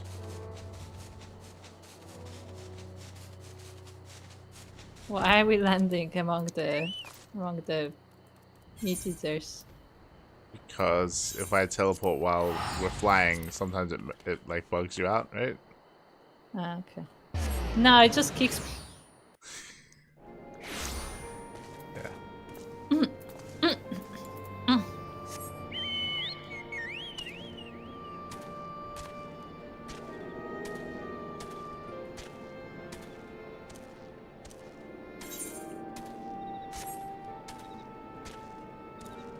Let's go speak to Istala.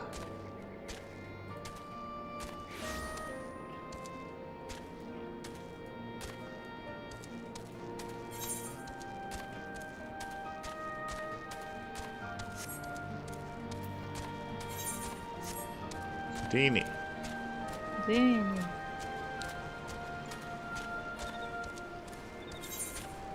Remember there are 3 each?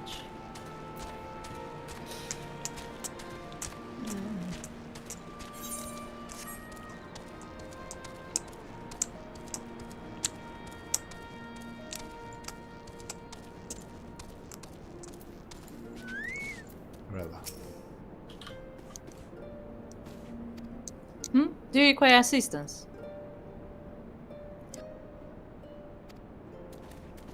Very well, we will make ready to receive the patient at once.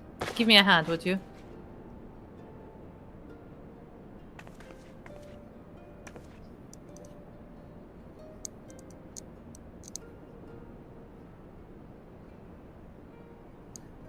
There. All crisp and freshly laundered. We're What here. a timing. Is everything in order? Right. We're bringing her in then.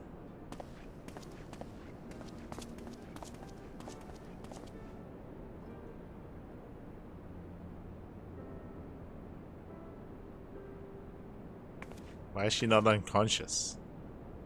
Yeah, and why is she wearing different clothes? Honestly, Alfino, you needn't have gone to all this trouble. What can I say? It seemed a good way to discourage you from limping off to battle when my back was turned. Listen to Orella. Please, you need your rest. I know. And you soon cry. She'll be cross if you make her wait too long. As will I. Any news on Istola? Who?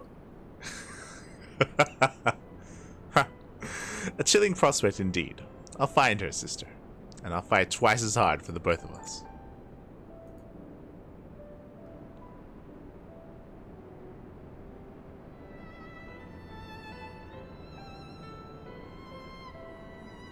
They're good together. When they're not at each other's throats. I miss that feeling. Marika, I have a favor to ask. Would you mind waiting outside for me? I won't be a moment.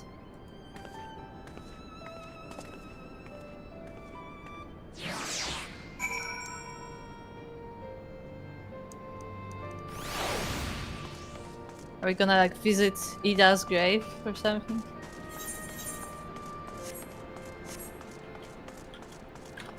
Here. Ah, it means. What is it saying? I don't know. Find Corral and bring her home. After all, I need her to tell you to stay in bed. I should have been there with you to the end. If only I had been so reckless.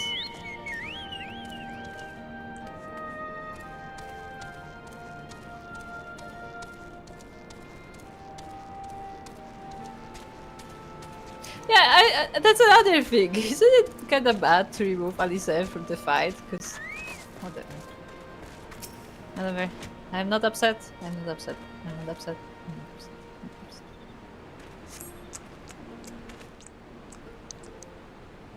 Only positive. Only positive.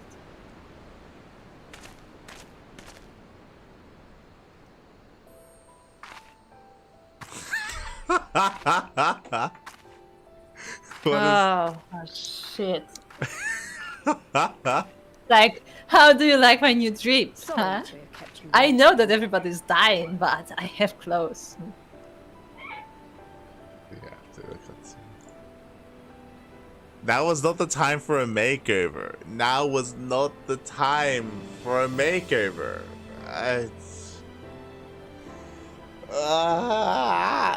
Oh god. Okay. Well, what do you think? I know it's a bit old-fashioned, but in a traditional sort of way, Ida wore it whenever she could. Not that I'm pretending to be her or anything. Not again. It's just... if this is the last battle we fight to free Alamigo, then she ought to be a part of it.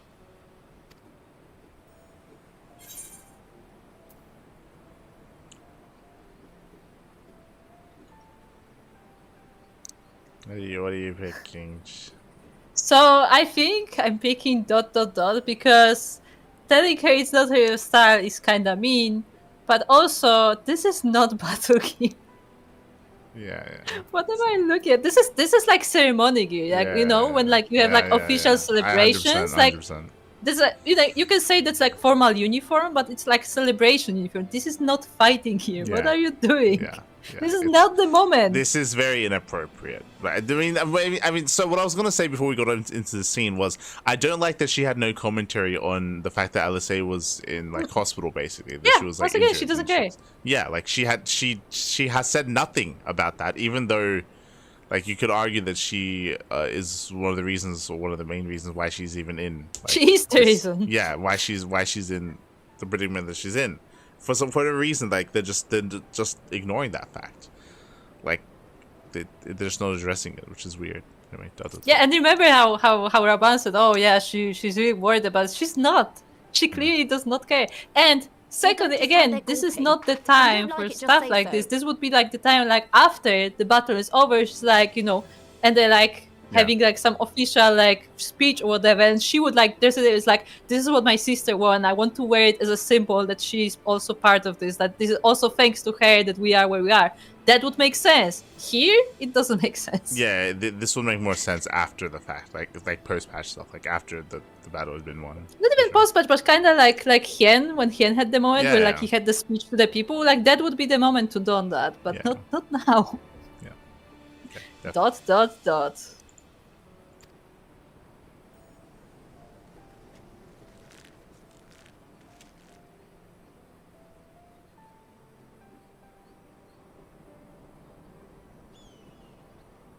Anyway, the real reason I asked you here was to sneak in a warm-up before the final battle.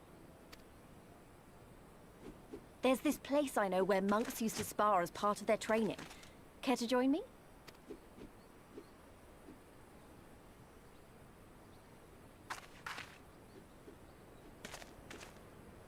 Yeah, this is the intro cinematic.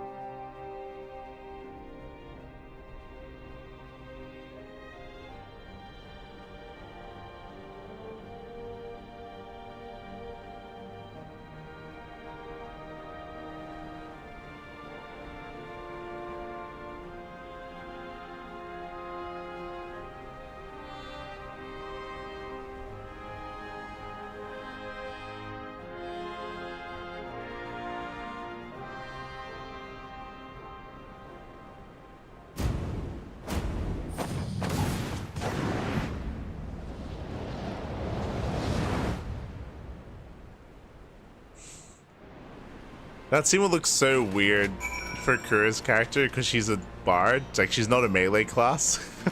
So that'd be even weirder. Hello, Saka.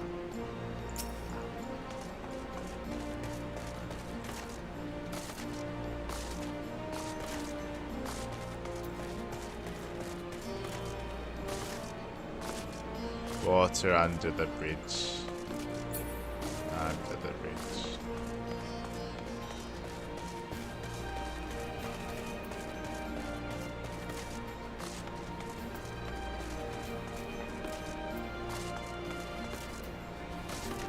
Who's funny is Lala? Like, is this someone threw a Lala? I could imagine. I can imagine, Saka. I can imagine. I would say I saw that scene. I was like, "What? Are they gonna kiss now?" Okay. Look, I am a bard. I am a ranged fighter. What sense does this cinematic make? As soon as I got out of the cinematic, I literally said that it's gonna be even funnier to see Kura's reaction because she's a ranged character, and it makes no sense. I'm an archer. I literally stand there and shoot at her. Why would I jump to her? Yeah. With my face forward, no less. Because like if I jump to her with like a dagger, or maybe like I punch her with my bow, like I think Legolas did that in like the movies. You know, punch her with the. That makes sense. Why? What reason do I have to jump face first? Like the problem, like like all of this, it isn't just like the outfit that she's now wearing, but even that scene that we had up top, that is like an iconic like end of arc scene. It happened in you didn't see it, but you were told it happened in Dragon Ball with like Goku and Krillin. It happened in Rocky with Apollo and Rocky, where like you conclude the story, right? We liberate the people, and then at the end, like there's like the party, there's like the festivities and stuff, and then Liz says like, hey, let's spar, like let's you know, that like just kind of like a fun thing. It's like, hey, let's have a match, you and me, you know. I mean, and then you face off, and then you cut to black or you cut to white or whatever, right? Like this is something that you do like afterwards. It's weird to be doing that here. It's weird to be doing that now. To me it feels out of place. There's one context in which you could do it in here, and this is what they did with Hien and Gosetsu. Which is like before, like on the night before the fight, like they kind of, you know, that was their way of like relaxing or preparing for the fight, like, you know, catching up on some personal stuff as well. Yeah, but they didn't fight each other. They did. No. I'm not talking about that scene in the hideout. I'm talking about the scene on the step. Yeah. But that was different though. That was like old. The context there was different because it was old. Yeah, but that's what I mean. That like meeting it after was a long time. Yeah. Yeah, but like that's what I mean. That like the point there was that like it was more personal rather than just, you know, having a sparring. Yes, exactly. Like there was like a personal interplay between the two characters. It wasn't about them sparring. It was them rejoining after years of being separated, and also like them like rekindling that friendship. There was a lot more happening there than just them fighting each other. Yeah. Was here? There's nothing happening. That's here, that's the one context you can use it. Yeah. And here, there's nothing happening. There's no. It's like, oh, good. Alicel has a bed. Okay, cool. Back to fighting. Yeah. No. Look, the thing is, I really like her outfit. It's a good outfit, but like, this whole sequence is just not the time, not the place. Yeah, it's just out of place. No? It's just out of place. It's all just out of place.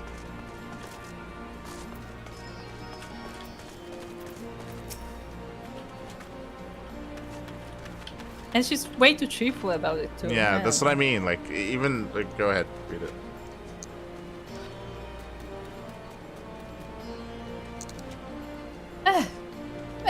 Maybe we got a little carried away, but you have to admit that was fun. Like this is why this is out of place here, because remember, like, supposedly she just had like a really angry emotional like response to what just happened when facing off against Pordola, and then we go from that straight into what happens with her and Raban having this like where he's almost being a little bit more like a father figure to her, like trying to mentor her or trying to impart some wisdom about being a leader, and then bam, it cuts to this on top of the fact that we just put Alice into the infirmary. Like, right? It's kind of weird. What she learned from all of this is that she needs better trip to be the leader. That's like all she learned. It's like, it's just weird, right? Like, it's like your friend just go put into the hospital. Let's have some fun. Yeah, I mean, again, that goes back to way back when. One of the first things that we're upset about is like, oh, all these people are dying. Like the situation is very dire. Let's swim. Yeah. It's the same vibe where it's like, you know, oh yeah, we have all this serious stuff happening. Let's have fun. Okay.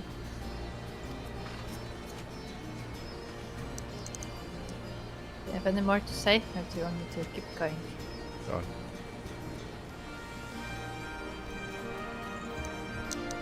Thank you, Erika. You're the best kind of a friend. The kind that's not afraid to knock some sense into you. This is feeling relaxed and refreshed. Now that Alisa is settled in, it's time we join the fight. Though, actually, maybe you and Alfino should go on ahead without me. I need to talk strategy with the officers, and that might take a while. Let's speak to Alfino. Let's rent.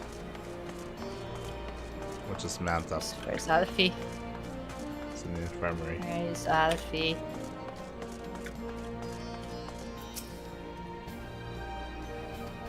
Alice doesn't have any new dialogue. Ah, there you are. What was it that Liz wanted of you? Ah, she just wanted to fight. Yeah, she just wanted to have some fun. Huh. A sparring match on the Destroyer's very palm.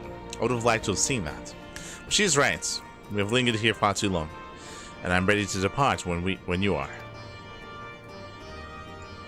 Take care, you two. Don't do anything I wouldn't. And you better not rise from that bed until you've given express permission to do so. Ranger will be paying you a visit soon. He's already worried enough as it is. Remember Stola? Who? They're a long way ahead of us. Forgetting about the characters. Lead the way, lights. Literally who? Estola who? What? They just name drop a ranger out of nowhere, thankfully. Remember Thancred? I mean, they at least showed Thancred in the cutscene relatively recently, but they've literally done nothing with Estola. They just removed her from the story. They did. And now they remove Alice because they're like, shit, we don't know how to write for Alice. Let's remove her too. Because she's fine. She's just sitting there, you know? Do you want to end it here, or do you want to enter the new zone?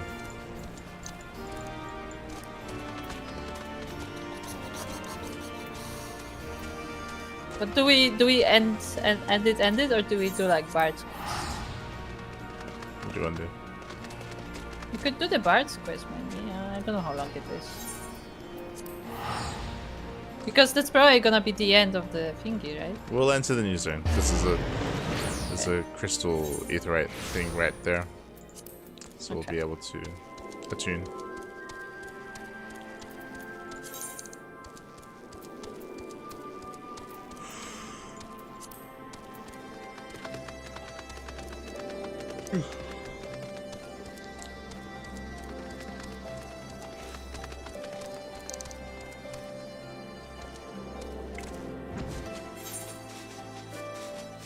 Oh, we can fly. Bye.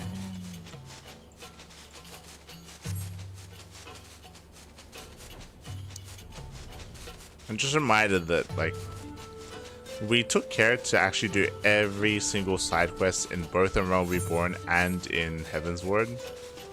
And here, I have no desire to because I just want to leave. Just want it to be over. Just want to leave all of this behind.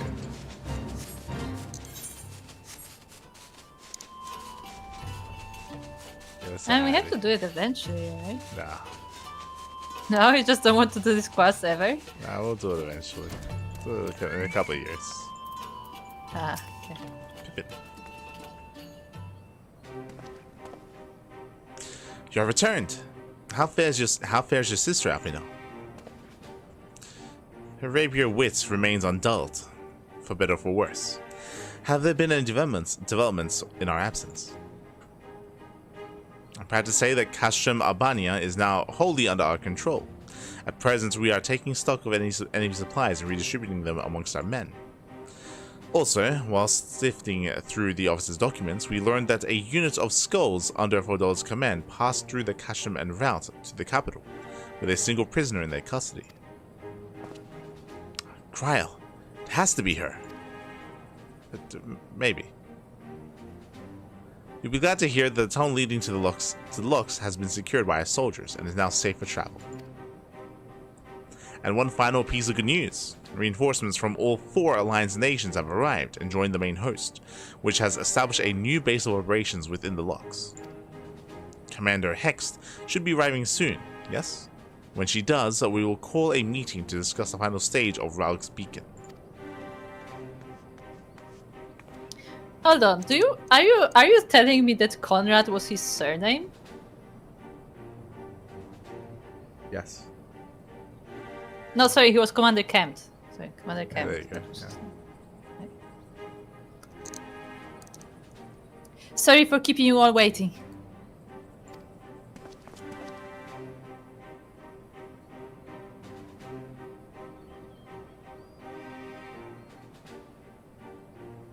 An Alamigan folk dress. How very fitting.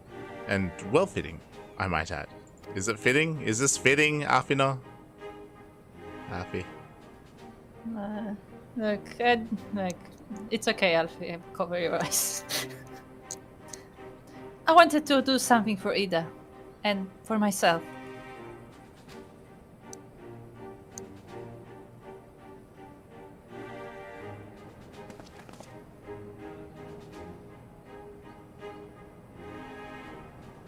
This is it. The last push. We're coming, Kryl.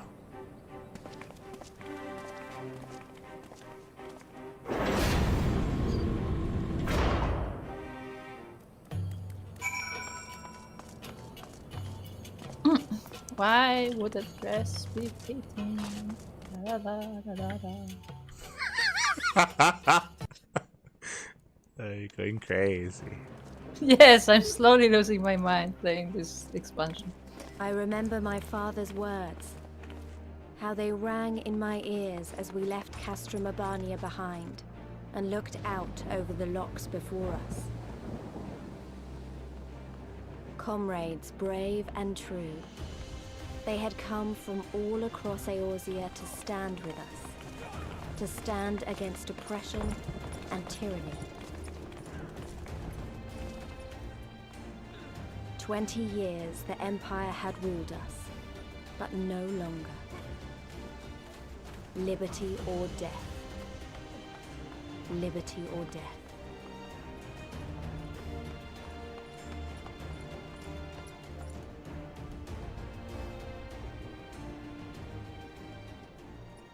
Ere we begin, I would say to you as a proud son of Alamigo that I am grateful to each and every one of you for your part in this endeavor.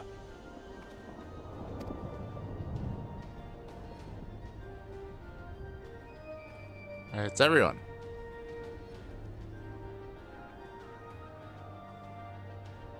Now, to the heart of the matter. The enemy appears content to remain within the city walls and await the inevitable siege. Open conflict has been sporadic thus far.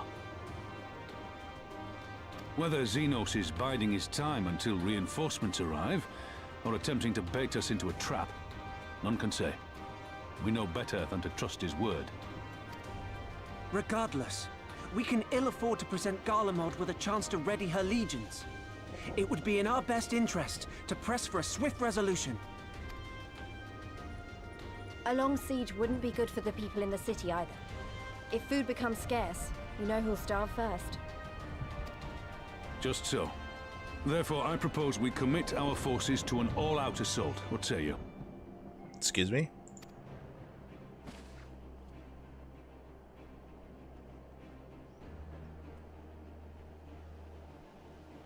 Twould seem we are of one mind. Then let us proceed to the how of it.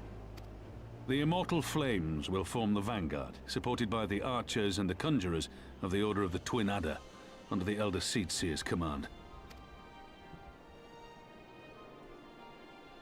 Once the main host has cleared a path to the walls, we will bring forward the artillery of the Maelstrom and the Temple Knights.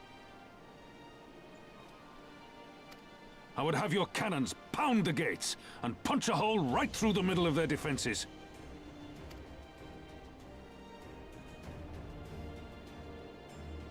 What about the resistance? Your part will be to occupy the residential district and keep civilians out of harm's way. The people are more like to trust their own. Of course. You can count on us.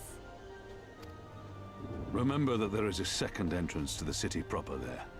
If all goes to plan, we will have secured 2 points of entry. Once both objectives are complete, we press on into the city, surround the palace, and hunt down Xenos.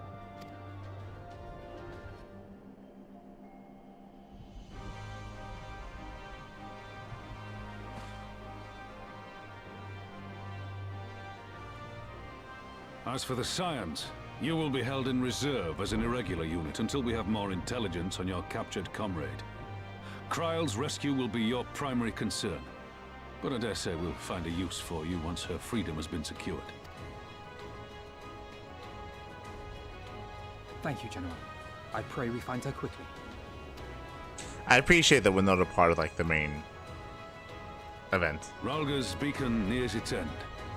Soon, my friends, Alamico will be ours once more.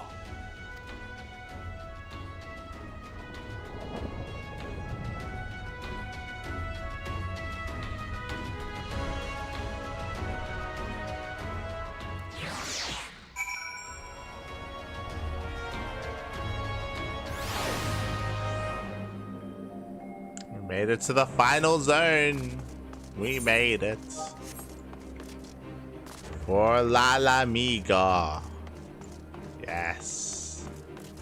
For Lalamiga. Let's go. Got a full zone ahead of us. Look at that.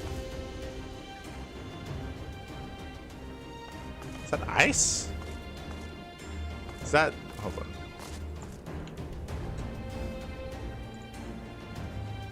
Is that ice? Wait, what? What am I looking at? La Copa. Are you jumping? What's happening?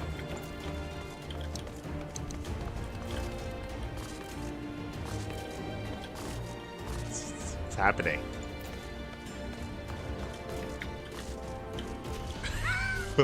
What's up?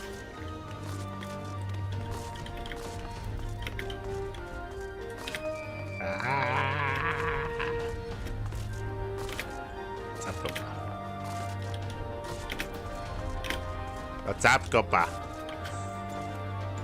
What are you doing?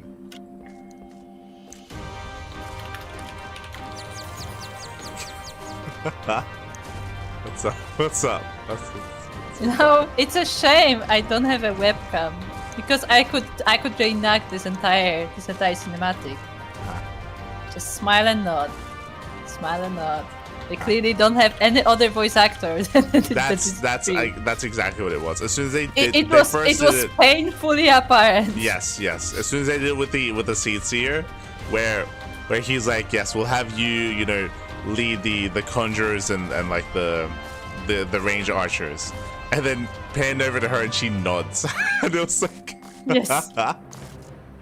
I guess I guess they just didn't have any. I guess they didn't have any voice actor in that day. But they, you know, if it was just like, you know, where it was like one scene and everybody like nods at the same time, like they go on, it Yeah. would be less noticeable. But because Yeah. they kept doing that Yeah. every time anything is said, Yep. it's painfully apparent. Yeah. Especially because all of them have a lot to say. Yeah. Especially people like the Admiral, Merwip. Yeah. She is notorious for bantering with Rauban, especially about military stuff. Yeah.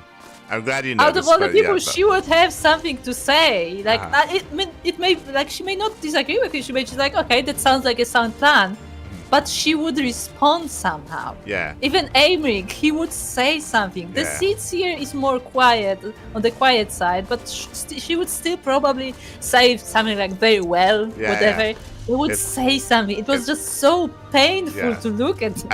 I'm glad you noticed, because that was the exact first thing that popped into my mind. It's like, oh, I guess we can't afford the voice actors for this. I guess we just See, my problem with that is that firstly, it's not like they have like a cast of voice actors. Like, as far as we know, they hired a studio for this, right? So like those voice actors are part of the studio. It's not like they have single voice actors that they have to pick. But that's one thing. Yeah.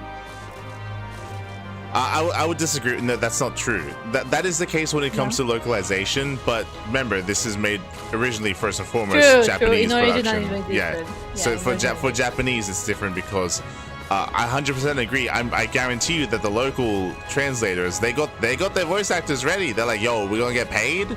It's like, nah, I guess not. Nah, you have zero lines. Why? Because the Japanese voice actors probably were doing other things. Probably either they were busy doing other things, or again, the budgetary reasons they couldn't pay for Merwib this expansion or Seas here this expansion, whatever. Right? Yeah, but see, the thing is, those are like basic characters. You know, they're not like the characters from. They're not like a random person from Heavensward. Those are the main cast who reappear constantly. So it just feels weird that they wouldn't have a voice actor for them. Yeah. But that's only half of it.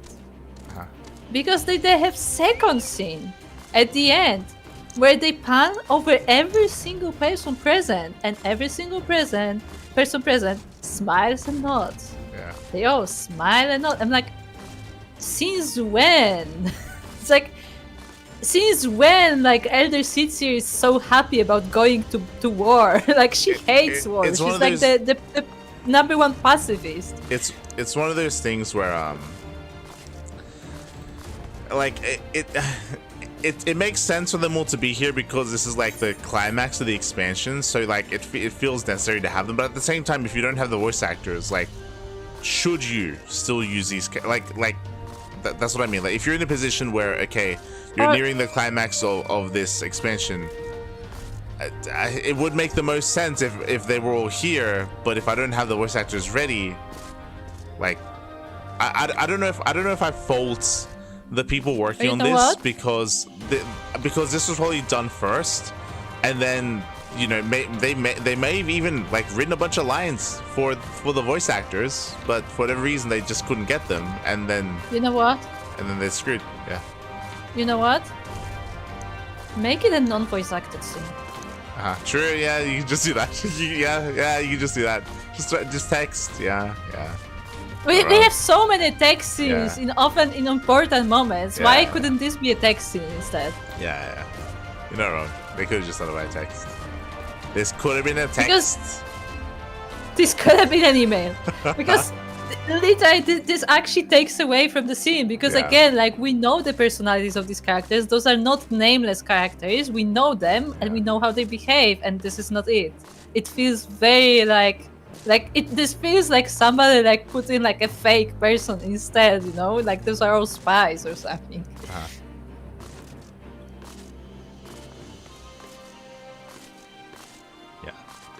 It's all imposters.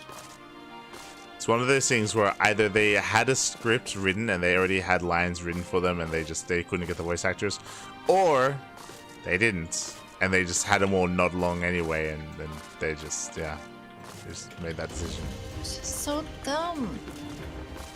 Why would you do that? So why is this wall a wall? I've been trying to get on the teeth of this tower for so long, and it's a fucking wall. Because somebody couldn't make a proper asset. It's just a wall. Oh no. Oh no. Look, it's just slide over. You can jump over it, but you can land on it because it's just paper. This castle is made of paper. I think we've reached a good stopping point. I think we've. I'm so mad that the graphics artists are catching strays now. Oh god. No. The walls are catching strays. It's over. It's over. Oh no. Yeah, see, Soka is also trying. This is a paper wall. You cannot land on it. You can't land on the wall. Yeah, it's impossible. It's so infuriating. It's like one of those unsatisfying videos where you're just like, God damn it, do it. Like this motherfucking wall. This piece of shit. You just fucking start attacking the wall at this point. It's over. It's done. We've been broken. So But something I was pointing out while you were still loading in, and if you noticed, I was like, looking at the terrain. Is that ice? And apparently, yes. That's ice and snow right there, in the middle of the desert. why? That's what Sokka said. You gotta put some snow biomes somewhere in every game. And there you go. That is ice and snow. I mean, they can explain. It's like maybe it's like If the experiment exploded and it's now covered in ice. They heard that in Doma we flooded the castle, so we can't flood the castle if the water's frozen. So there you go. It's like a defense mechanism. Now we can't flood them. See, that would actually be smart. So I don't know. There you go. That sounds too smart. Don't forget And to land attune. this wall. Attune. Don't forget to attune. I did. Okay. Yeah, this wall is real. Okay, it's good to hear.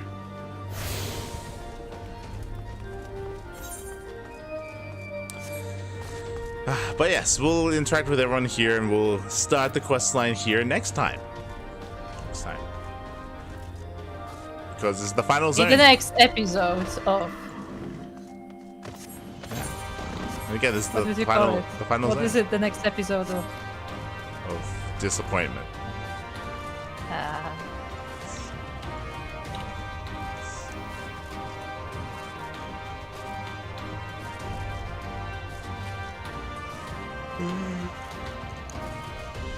It's just So how is this game breaking my brain every time? It's fine. We'll make it. We're almost there. Okay, final zone, final raid. Yeah, but I'm actually genuinely impressed that, like, I always think that we reached rock bottom and they keep digging. God.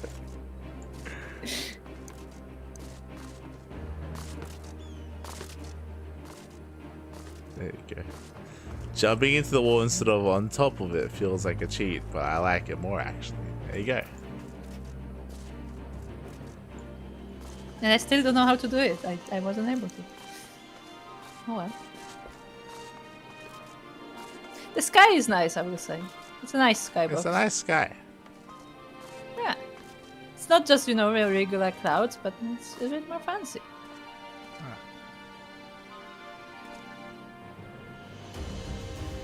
It's a nice sky. There's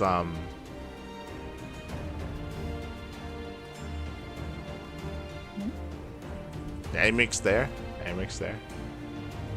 Oh yeah, Lucia's Amic is there. Yeah, Lucia's there. Yeah. I like it, like because of the no voice acting, Amic being there felt exactly like Estinien being there. Uh-huh. It's like, yeah, remember this guy? Yeah. Here he is. Pretty much. Pretty much.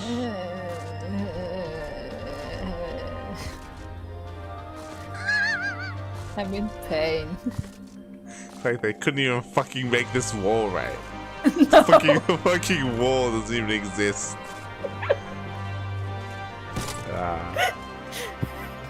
You know, they broke my brain when I just started complaining about random piece of graphic. God damn. Yeah, God. Yeah, we'll do the class quests and all that stuff another day. Okay. Maybe Are next we time, maybe doing- after the story finishes somewhere. Yeah, I was gonna say, are we gonna do it before we finish the story, or? Hard to say. We'll find out next time. Okay. Next time on Dragon Ball B. Yes. It's Dorothy. I remember Dorothy. Oh, whew. Oh, look, the fire just lit. Look, oh, it's red. Everything's red. See that? Over here. Oh, it is red. Yeah, like the fire just lit up. Oh, Gondor is responding. Yes. We are calling for aid. Because if you look on the other side, there's another one. Up there. Yeah.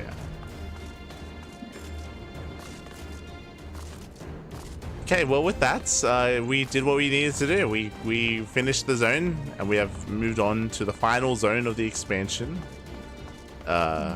And next time we play, we might be able to end the MSQ. It's hard to say. I don't know how long this section is going to be. It might take a couple of sessions, but we're nearing the end. We are almost done. Now, predictions. Gopa. Do you think there will be a monster from Loch Ness? What the fuck are you talking about? Do you, Because the place is called the Loch. True. The Great Loch. So it's Loch Ness. Do you think $4 dies this expansion? The MSQ. yes. Do you think she dies in the MSQ specifically? Yes. Yes? Okay. I'm gonna say yes. Do you think Estinien shows up in the MSQ? No. Okay. I have very pessimistic prediction. Do you think Liz will have any character development No, God no. this expansion? What character development? No. Okay. Do you If she was going to have, it's already been done. Do you think Thancred is going to show up in the MSQ? Outside of just cutscenes, I mean, like, actually, like, you know. Outside of cutscenes, that's a very important distinction. Yeah. A little bit. A little bit. Yeah, he will have like a few like lines of dialogue outside. He of has to, right? He has to. Do you think It Istolo's won't gonna be show up in the much, MSQ? No. She will show up like once everything is done. Then we will be like, Do oh, you think- Ishtola, do you're you think- alive, do you and think then they're gonna like run to each other and give each other a hug. Do you think she's gonna show up after the MSQ's done at the end and they're gonna say things and she's gonna nod because they didn't pay for the voice actors? Because we don't have the voice actor anymore. Could happen. Yeah, that's probably gonna happen. Oh god. Is that why this expansion is the way it is? Was there like a voice actor strike or something? No, sure. Maybe. Because you were thinking about the writer's strike. Maybe there was a voice actor strike. Yeah. I think I mostly agree with your prediction. I say mostly. I think I want $4 not to die. Like that. Yeah, like there's a slim chance. For $4 I'm not confident. Like there's a chance that she stays. Mostly because she has the echo. And because they specifically had that scene where she was like, oh yeah, I'm doing this because I want Alamigans to be free. And because she sounds like she has some actual like legit motivation to this, as in like non-malicious motivation to do this. That's why I think they may keep her alive, but it's a may. Like it's I'm 50-50 on that one. I also agree that Estinien probably will show up in the post-patch, not in the MSQ. I do think that Thancred should show up just because he's the one that's apparently like tailing Kryl. And if we're gonna rescue Kryl, then he has to be there for rescuing Kryl. Otherwise, what's he doing, right? Like, he has to. Like, he has to be there to rescue her. Otherwise, like, what has the character been doing this entire time?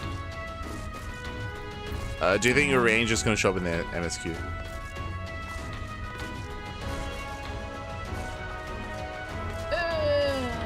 No. Do you think we're gonna find out what the sword was about? Remember the sword? Remember the sword that he got? The turtle sword? Yes, but it will be very unclear and it will be like in the middle of a dungeon, so we won't even notice. Okay. It will be like a boss mechanic, essentially. I also agree that I don't think, at this point, I don't think Liz is going to get any character growth or any character development.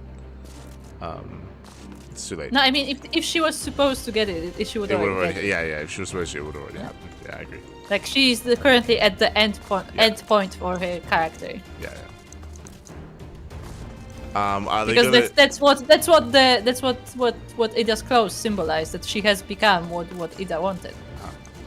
do that's you like think, the symbol. Are they gonna give Rauban a scene? Because they haven't done that yet. Well, like an impressive, like, cinematic scene. As impressive as Einstein, no. Okay. Impressive in general, maybe. I agree.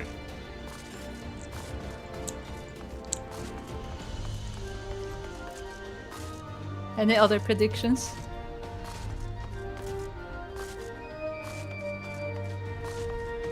Do you think Alfino will have a badass fighting scene? Badass fighting scene, maybe.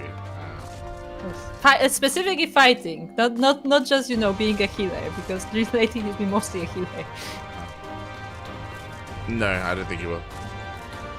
Yeah.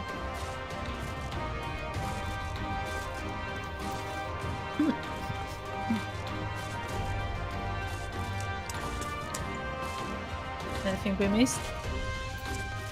Oh, okay. What do you think we forgot about someone. Wait, hold on. We forgot about something. Hold on. Do you think the writers forgot? Probably. Do you remember what happened when we left Doma? Hien and Yugiri, they were like, "Oh, hey, thank you so much for helping liberate us. We're gonna come and help you liberate Alamigo." They literally said that. That was, remember? They haven't showed up Remember yet. they said that they were gonna help? Remember that was the whole reason why we went there, to liberate the Doma region, was to enlist their help when it comes to reclaiming Alamigo. And afterwards they said themselves that, hey, we're gonna help you guys. We're gonna be there for you.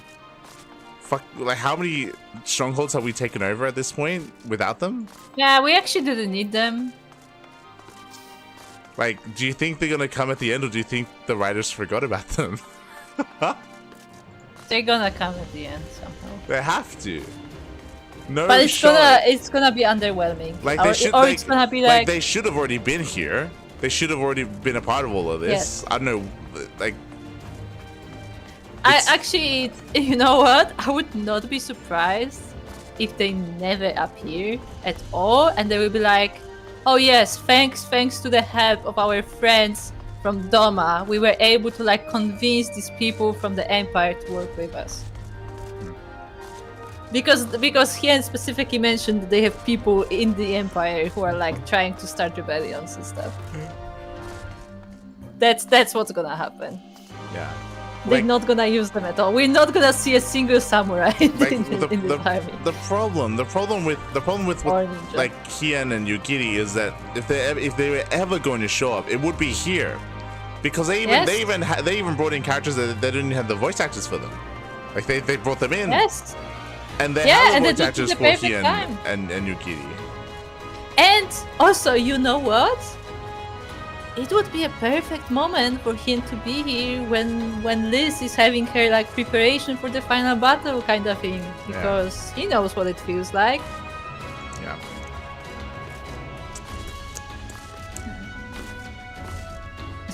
So they're gonna show up, and the only thing they do is nod.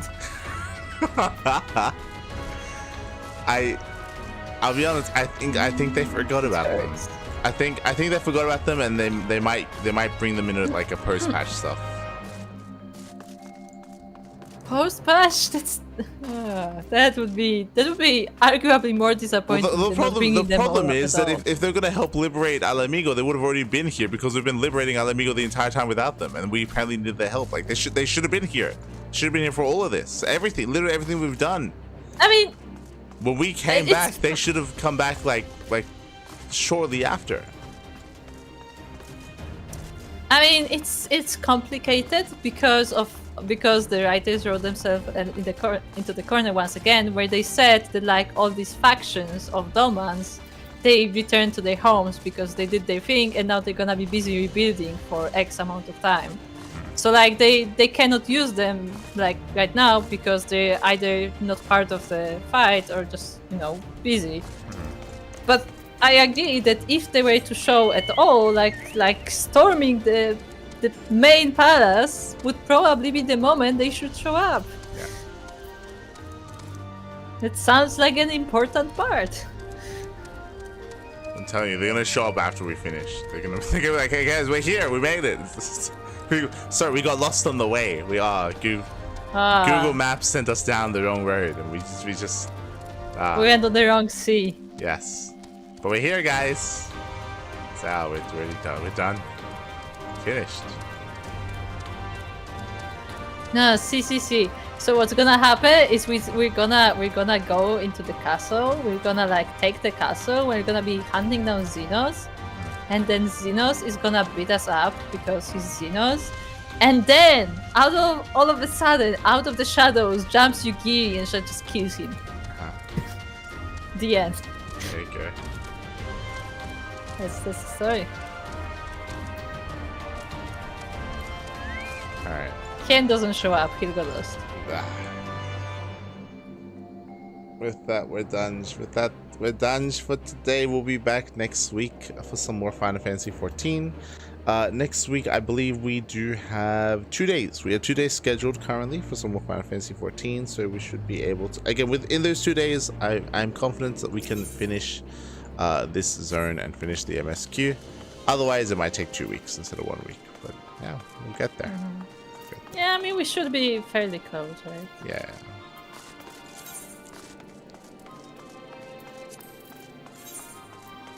I mean, this is a level 69 quest, so... Yeah, that's what I mean. Yeah. It should be fairly close. Otherwise, thanks for watching. Thank you for the support. We do appreciate it. Again, we're going to be casting some StarCraft. That's going to be in 8 hours. In 8 hours' time, we're going to be live casting the Enki show matches. We have Epic Series and the Pro Series, so we're going to be covering that. Otherwise, thank you for watching. Also, don't forget to watch the show match of Light VIP on Friday. Yes, that'll be on Friday. Or Saturday, depending on your time zone. Yes, Friday/Saturday is going to be my show match in the Big Brain Bouts. I will try to be prepared. He will show good games for the fans. Yes, I'll show good games. Take care, Iceland. Take care. Take care, Sokko. Thank you for joining us, Sokko. Yes, thank you for joining us on this journey. Yes. Yeah. I'm so sad. I am broken. Wrap it up.